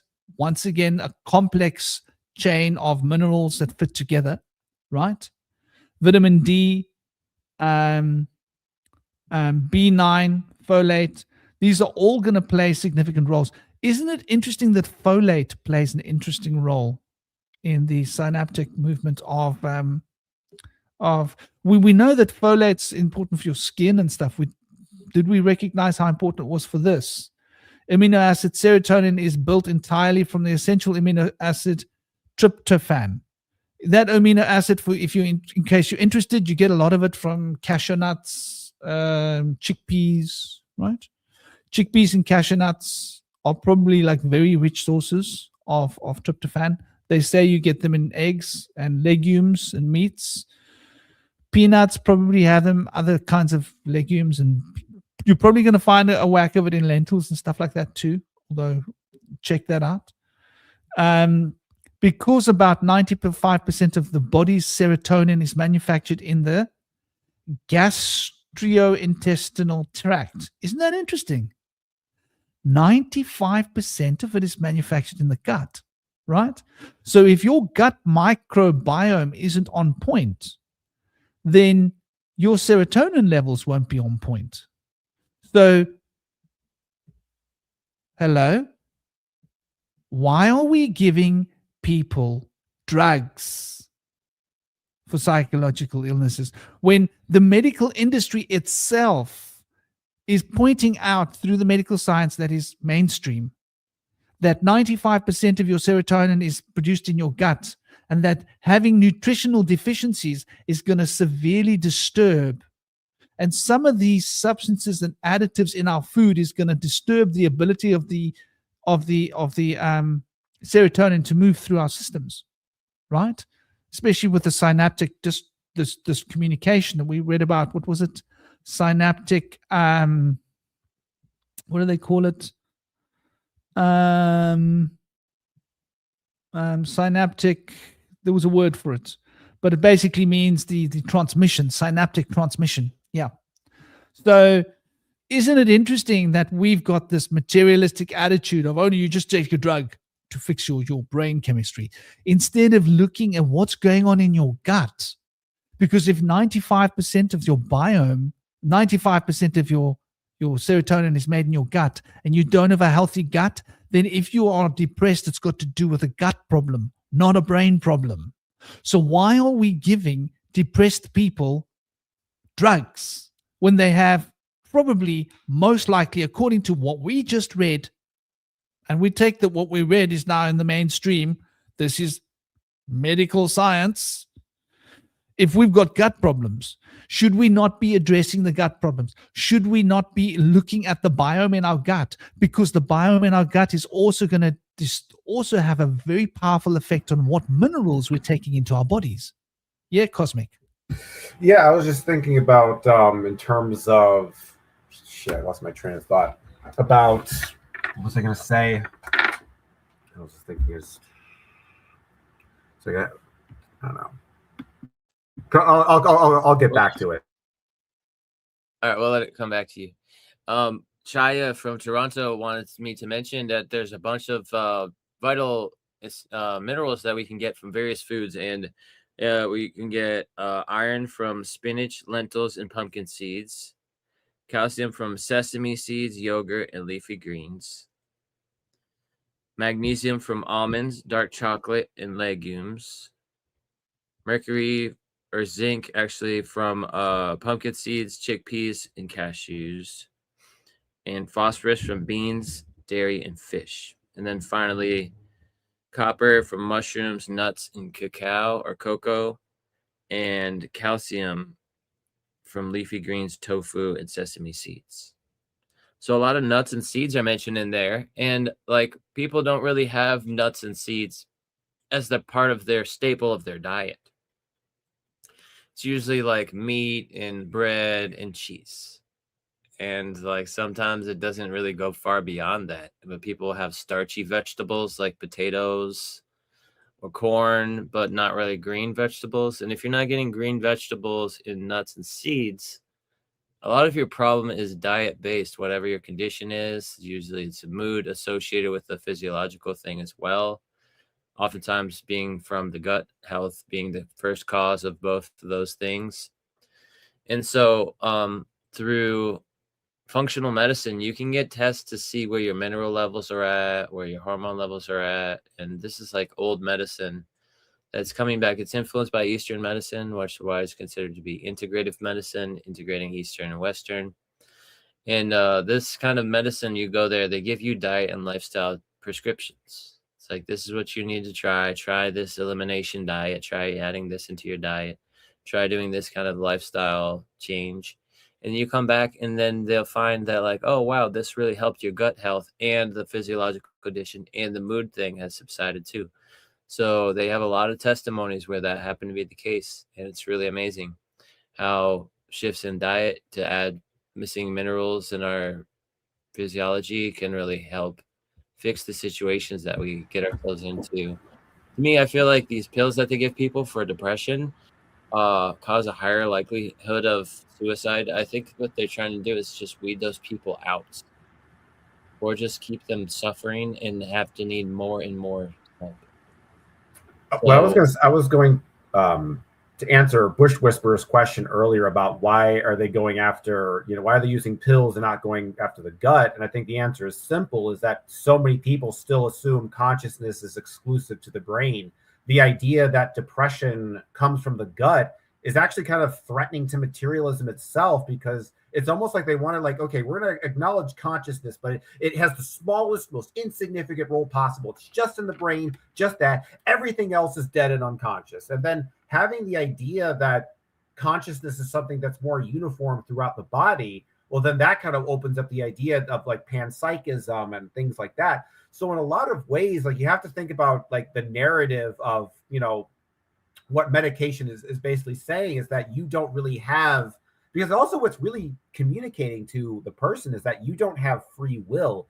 You're just this brain that's sort of undulating sort of randomly via the deterministic processes of the universe, and simply just by putting a little tweak and a correction, then you'll magically be happy. But then if you think about like how dark that is, that if you're just this, deeply depressed person and you got some trauma in your life, and then some just random chemical just magically makes you happy and makes all that trauma completely meaningless. I don't know. There's something kind of like dark just about the implication of that, even if it was true. Like thinking about like how you're just literally nothing more than the atoms in your brain. And so if we just change the atoms in your brain, then presto changeo, you're fixed. But it's ignoring the kind of the non-physical aspect of our consciousness, that part of us that isn't really defined by, matter or cells or, whatever that. And the pills, in a lot of ways, it's just sort of the idea that your mood is just, it's not some deeper spiritual thing. It's just some kind of little like button we got to tweak inside your brain. Oh, just move this lever here and presto changeo, you're happy now. That just, all that really does is it reinforces the idea that you're a robot, that you're a machine. Because if you think about it, a machine, when you fix a machine, you get your pliers, your screwdrivers, etc., and you get in there, you change the part and you fix it. But if you think about like, a doctor or a veterinarian or something like that, it's not really that kind of process. It's more about finding, the equilibrium of the body and the habits and the diet and, the things you do. And it's not like you could just, flip a switch and you're magically that. And I think that's really the problem with all this medication culture that we're basically implemented within our society, because it reinforces the idea that you're just some robot that can be easily programmed, and all of your deep emotional feelings that you think are spiritual are nothing more than a meaningless chemical reaction of dopamine and serotonin in your system. It's just purely mechanical. And then it's so dehumanizing when you really start to think about it. And I don't know. I think that's one of the big reasons why, because you're talking about like, having to medicate stuff, because it reinforces the idea that you're nothing more than a machine. There is no divine spark. There is no soul or spirit or consciousness. Because if you think about it, if there is a soul and a deeper consciousness, then when it comes to things like depression, anxiety, anger, etc., then there's another dimension involved that isn't chemical, and that kind of creates an uncertainty. Because I think with science is that, and the implementation of science is giving us a false sense of confidence in terms of our understanding of the world, and I think that also goes into medicine and things like that. And when it comes to antidepressants, like every person I hear that takes them, they don't really seem like they're getting better anyway. And a lot of that is just, placebo effect for the people who it does work for the most part. There's an interesting point here. And I think like you're so on point with what you're saying, how much of it is placebo. That's something I would also want to like think about and consider. One thing that I'm thinking about here is like, and I'll try not to be too long with this, like copper. So copper and gold affect electrical current in different ways, right? Copper's got the more conductive.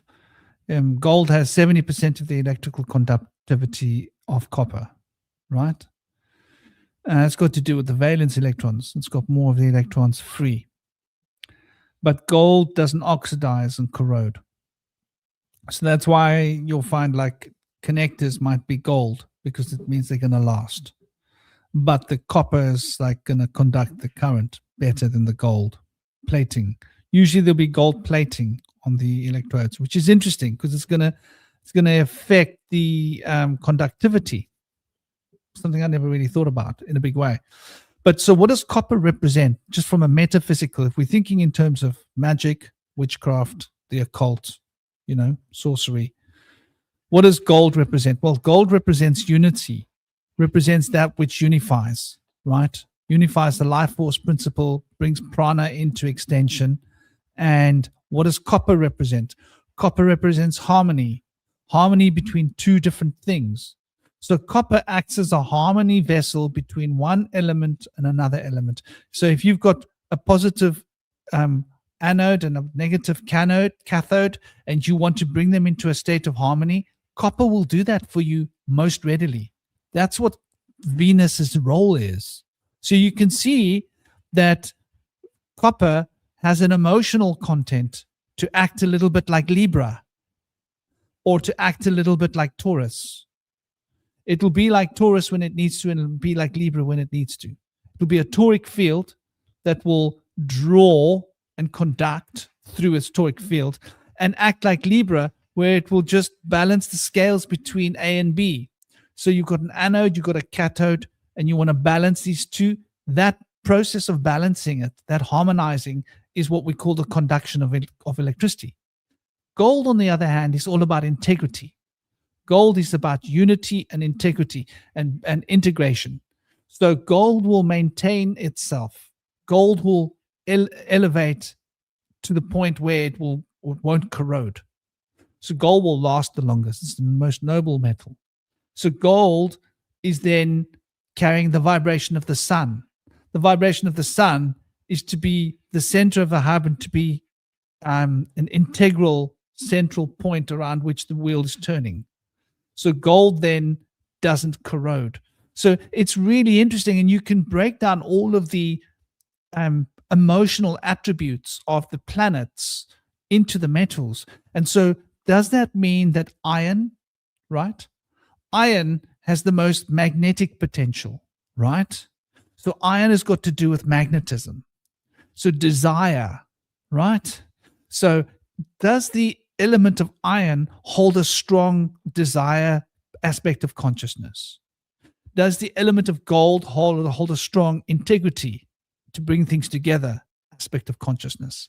Does the element of copper hold a strong harmonizing effect of consciousness? So if you've got a whole lot of copper together, it's a powerful harmonizing effect. And that's for conductivity. And if you've got a whole lot of gold, it's a powerful integration. It'll integrate, things won't break down. If you've got a whole lot of metal together, it'll have a powerful magnetic effect for the desire, right? Magnetism and desire are connected, right? That's why you say personal magnetism and sexual chemistry has got to do with desire, because there's literally a link. So isn't that an interesting idea that we can backward engineer the emotional state and the mental state of each different element, and that those elemental elements have got consciousness? And when we to break this down to the mineral kingdom, it means that each mineral carries its own particular frequency of consciousness, and we can map this all. There are many maps in witchcraft, in the occult, in magic, in sorcery, that we can use these tables. And this is a new way of looking at all of those tables of correspondence that we see when we look at different occult schools of thought, right? And it's just an interesting concept for you guys to be able to apply this on a practical level, right? So next time you're thinking about these tables of correspondences, which is the second field of hermetics, which is correspondence, right? The field of correspondence, then the principle of correspondence being enacted, to think of these metals as a go-between and these minerals as a go-between between different frequencies of macro consciousness, which are symbolized by different planets, star systems, and that those particular planets carry a lot of that mineral vibrational element. There must be a lot of gold in the sun, right? There must be a lot of copper on Venus. There must be a lot of mercury on Mercury. There must be a lot of lead on Saturn. Do you see where I'm coming from here? And that frequency of lead must be rich around Saturn, which is why the lead here is resonating with Saturn's lead, and why the copper here is resonating on the frequency with the copper of Venus. And so here's like a really interesting, Mars must have a lot of iron on the planet, in the planet, right? For that vibration. And we can start to sort of map out how the cosmos is like a map of our internal bodies. And that depending upon which elements of those planets we've got in our body, different moods and different elements of our personality, but we have to have the right harmony balance, because we have a blueprint which is spiritual. And that blueprint is what we were meant to be doing. And if we have the wrong body minerals, right, then our body will be in dissidence to our consciousness, which will produce a mental illness or a physical illness. Isn't it really fascinating when you start to think on this level? Suddenly, all of those charts of correspondence that we see in the occult, don't they make so much more sense? What do you guys think? Yeah, I think so. And also there's other factors of the planets and celestial bodies that are associated with these metals, like the color of them is another thing that's strongly associated with the various metals, but not always the case. But also like the size of Saturn. Like Saturn is a large gas giant and carries a lot of planets with it, so it's got a lot of like heaviness about it, and it's got its rings. And so I think it's the heaviness that appeals to Saturn about the association with the lead, the dragging of those many moons that it has that go around it as well. And interestingly, I got this chart I wanted to share. That's the box flower chart. And they talk about various plants and their impact on our mood. And I wonder if maybe these impacts come from the minerals that they carry. And I made sure to mute this share screen that I'm trying to share.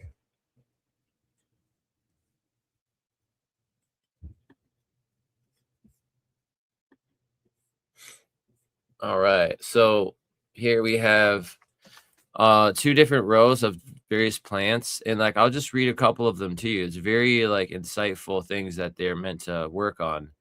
So like agrimony, the one on the top left, says inner turmoil or inner torment hidden behind a cheerful face. and the outcome of taking it is peace of mind and inner harmony. Then there's aspen, fear of unknown things, which provides courage and inner calm. When you take the homeopathic version of this, so they take like its concentrate and put like a small drop of an extract or essential oil like into a large body of water, and then it kind of like reflects its nature, and then you take this like homeopathic and it does this stuff for you apparently. Now we have beach, which is the third one down on the left, says intolerance of criticism of others, and it leads to tolerance and understanding. So there's like a lot about agreeableness and calmness and harmony and clarity of thought, various things that could be influenced by like either minerals or like the repertoire of minerals that they carry. So they might carry like a combination. And these were like some of the first medicines of mankind. We weren't able to extract these minerals or metals as their own thing, but we were getting them from various berries or fruits or flowers. And I think a lot of these are obtained from the flowers or the buds. So like they have red chestnut on the right side, gives over concern for the welfare of others, and then can provide when taken trust and calm in relationships. So they're very insightful things, but they're very particular. And I wonder how much insight was used to develop this chart, but it seems to be very popular. I have it on my wall back here. I got one over at my spiritual center, and they mention a lot of things most people have probably never heard of, like various flowers, but a lot of these flowers are familiar ones. But if we start to implement the use of these medicines, it could really have a greater impact on the mood as compared to like these pills that they give people. And so they're like really subtle little insightful things that they can provide, and where people have like very particular issues that they can kind of look through this and find out like maybe I need to start taking this flower. And it said that humankind was able to live to be like 900 years old before the flood because we used flowers and leaves and roots for medicine, and we mostly ate nuts and seeds, and we also would have like the fruits and the vegetables. But they thought in those times that things like grain or grasses and meat and dairy milk were considered to be things that were famine foods that were not necessary to ever eat unless it was the only thing left. But now it seems like things have flipped in our society where we eat mostly famine foods. And these foods are things that we don't eat at all. Like I go around and I'm a forager. I teach people how to forage when you're walking on like a trail in the woods or like along the lakeside. There's certain things you can eat. Like grape leaves are extremely delicious. So you could just chew them up. They taste like a grape. You can have honeysuckles. Honeysuckles are very sweet. It's very small drips of honeysuckle on the little pistils of the flowers. You can eat begonia buds. They taste like a grape, or mountain sorrels, also known as shamrocks. They just look like a clover, but they have little heart-shaped leaves. They're delicious. They're kind of a sweet tart taste to them. There's also rabbit weed. It looks like these little seeds, and you pull off the little seeds and bite on them. And they're tiny, but if you eat a bunch, they taste really sweet and spicy, kind of like arugula, but like a little spicier. Like these little plants that we see that people don't really pay much attention to are really medicine. And like we have like the jewelweed and the plantain, which are good for like skincare medicine, and yarrow and burdock and like mugwort and all these like really interesting things that most people don't come across. They have really powerful healing implications and powers that they carry. So it's pretty great that we can like really tap on this ancient wisdom and start to bring this back into our world, because it seems like it's got a lot to offer. There's so many little things that people struggle with. Like the Star of Bethlehem is good for people that have shock and trauma, and it can provide a comforting and healing effect. So like I know a lot of people that could use Star of Bethlehem, and I help a lot of trauma clients that are, veterans and carry PTSD from various incidents, and I can help them with various modalities, but this would be nice to add to it. And like olives, for example, like a lot of people eat olives, but it says here that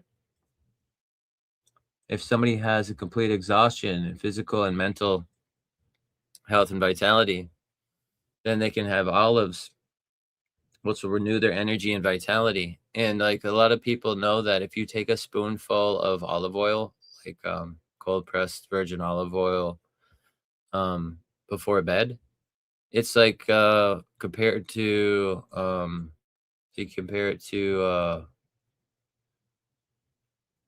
some ridiculous thing. Those, what are the names of those shots people get to make their lips fuller and stuff? I can't think of what it is.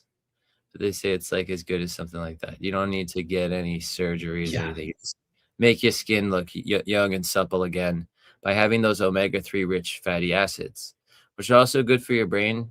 And they say if you're not having a lot of omega-3 rich fatty acids in your diet, your brain starts And your to joints. and it's really good for your joints. It allows inflammation in your joints. But if you don't eat like walnuts or olive oil or olives or avocados, they say that your brain shrinks over time after you're like 18 or 21 years old. It just shrinks gradually as you get older.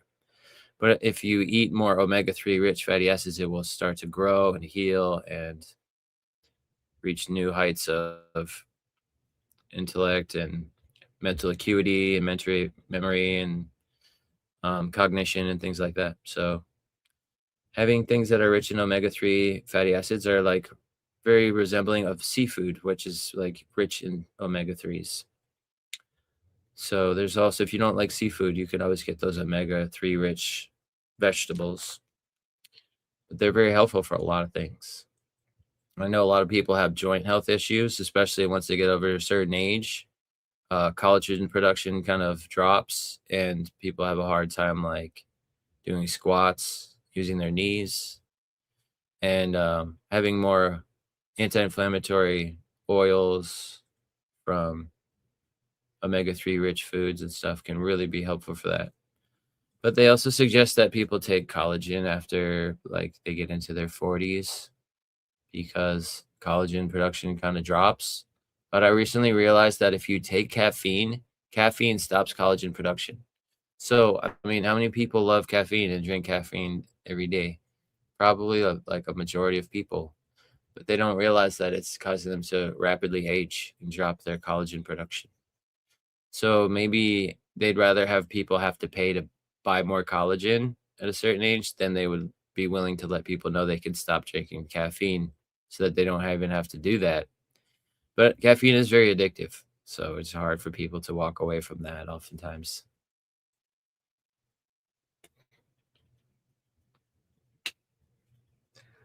They mentioned here for walnuts, the difficulty of adapting to change, and then adaptation to the change is the result of taking the walnut homeopathic. And walnuts are really good. That's like kind of something that's also helpful when you take certain things that help with mood,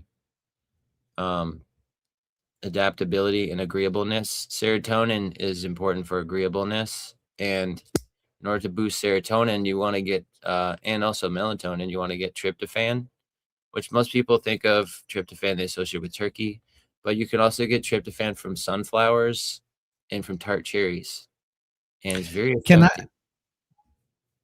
Before you move away from walnuts, you said the walnuts are good for adapting to change? Yeah, that's what it's saying here. So the polarity between Taurus and Libra, what does the scales of Libra do? They adapt to change. And what does the tauric field Taurus do? It stabilizes that adaptation. So copper is important for the adaptation to change.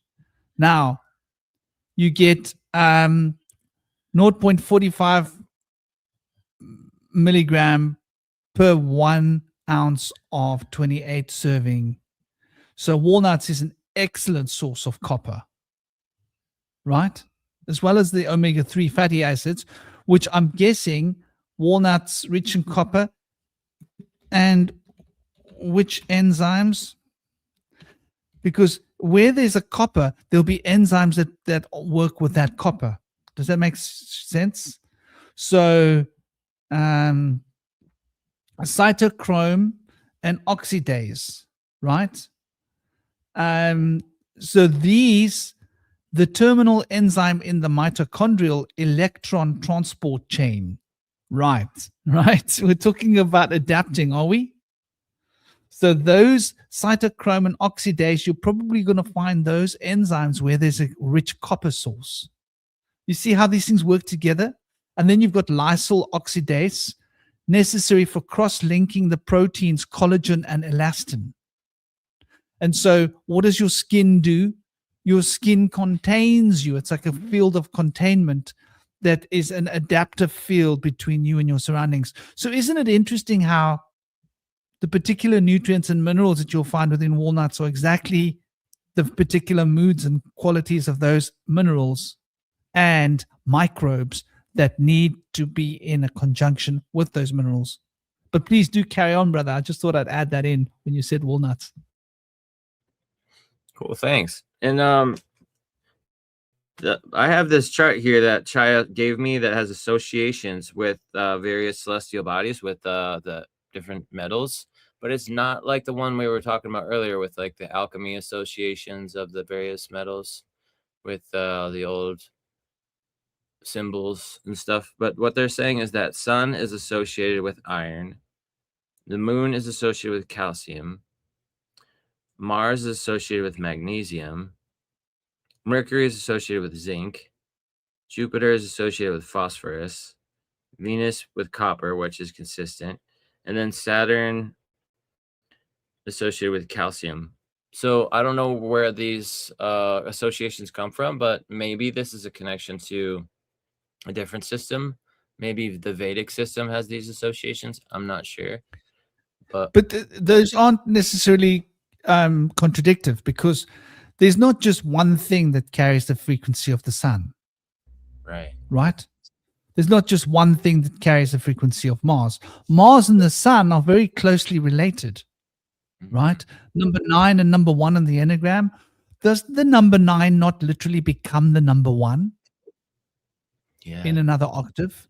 It crosses the event horizon, it becomes the 1 Mars. And so Aries and Leo are like the tightest of friends, astrologically speaking, because of this, right? Like Aries and Leos get on really well, like they generally do. They would be like thick as thieves, as the saying goes. It's why it's a really good combination for partnerships, whether it's business or romantic or whatever. Aries and Leos fit like two peas in a pod. So there's this interesting, but like a lot of these other elements, if you think of Venus isn't just copper. Venus is going to be copper, and Venus is going to be this, and there's going to be a long list of different elements that relate to each planet. And these are just some of the other elements that relate to the planets that are mindful. And Mars, and the sun might have a strong resonant element with magnetism as well as Mars, as well as metal. But it's probably a different quality that they're mapping. They're not mapping magnetism, right?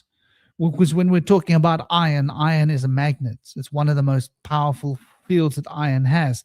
But that's not the only thing that iron does. So there's obviously something more to do with iron bonding with gold, probably. But it's interesting. It's interesting. And I don't think like it's that just because there's different minerals that it necessarily contradicts, because I still think that Jupiter would still be related to tin, and the moon would still be related to silver, as well as, right? As well as. So the moon is going to have so many different frequencies. For example, you've got moonstone. It's also carrying the moon's vibration, as well as many different things. Like the element of water is carrying quite a lot of the moon's essence. So yeah, I think there's space. And then I also have a connection where we have the various metals and the help that they do for the body. So for calcium, it helps with strong bones, teeth, muscle contractions, nerve function. Magnesium, as I mentioned, supports over 300 enzyme reactions, muscle relaxation, sleep, and heart health for men. Potassium regulates blood pressure, muscle and nerve function, and hydration. Sodium maintains fluid balance, nerve signals, muscle function. Iron makes hemoglobin to carry the oxygen, supports energy. Zinc for immunity, wound healing, hormone production, and skin health. Iodine is essential for hormones and thyroid function and metabolism. Selenium is an antioxidant for the thyroid function, immune support as well. And then copper for iron metabolism, collagen formation, and brain function. So interestingly, copper influences iron metabolism and can help balance out the iron, put it to the right places where it needs to be. Then we have manganese for bone formation, phosphorus for bones, teeth, and energy production. And then chromium helps insulin regulate the blood sugar. And molybdenum helps enzymes process the proteins and toxins. But I've taken chromium for like a weight loss supplement. It basically like takes the sugars and the fats and then breaks them down and helps the body use them up. Chloride for fluid balance and stomach acid production. Fluoride strengthens bone enamel and prevents cavities, apparently. Boron supports bone health and vitamin D metabolism.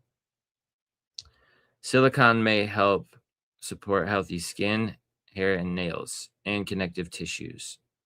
Nickel, trace amounts are sufficient, and vanadium may influence metabolism.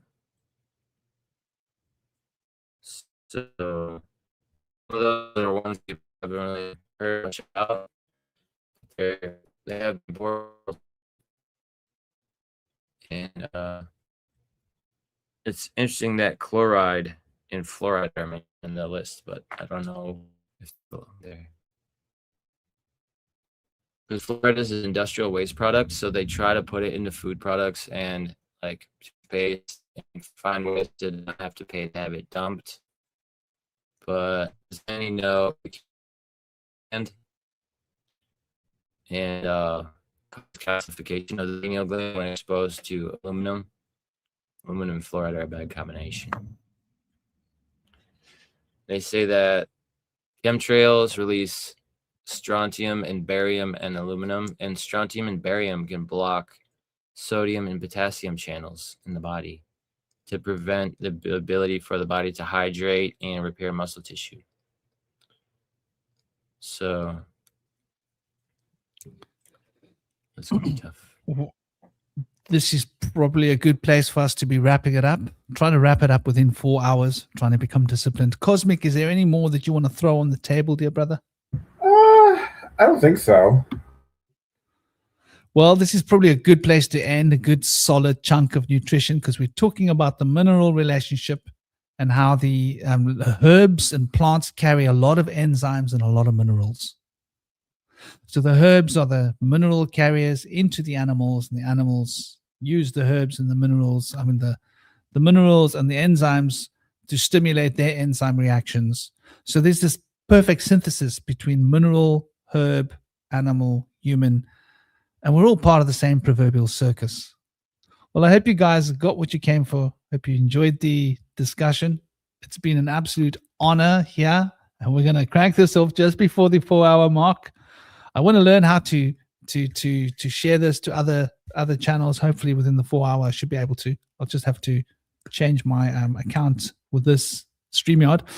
But thank you all for joining us. I hope you guys enjoyed the conversation. Sending you all big love and big blessings. And it's been an honor here with you guys as well, Cosmic and Indy. Big love and blessings to you guys. Thank you guys for a really exciting and enjoyable conversation. As always, big love to everybody. Big bless. Om Shanti. All right.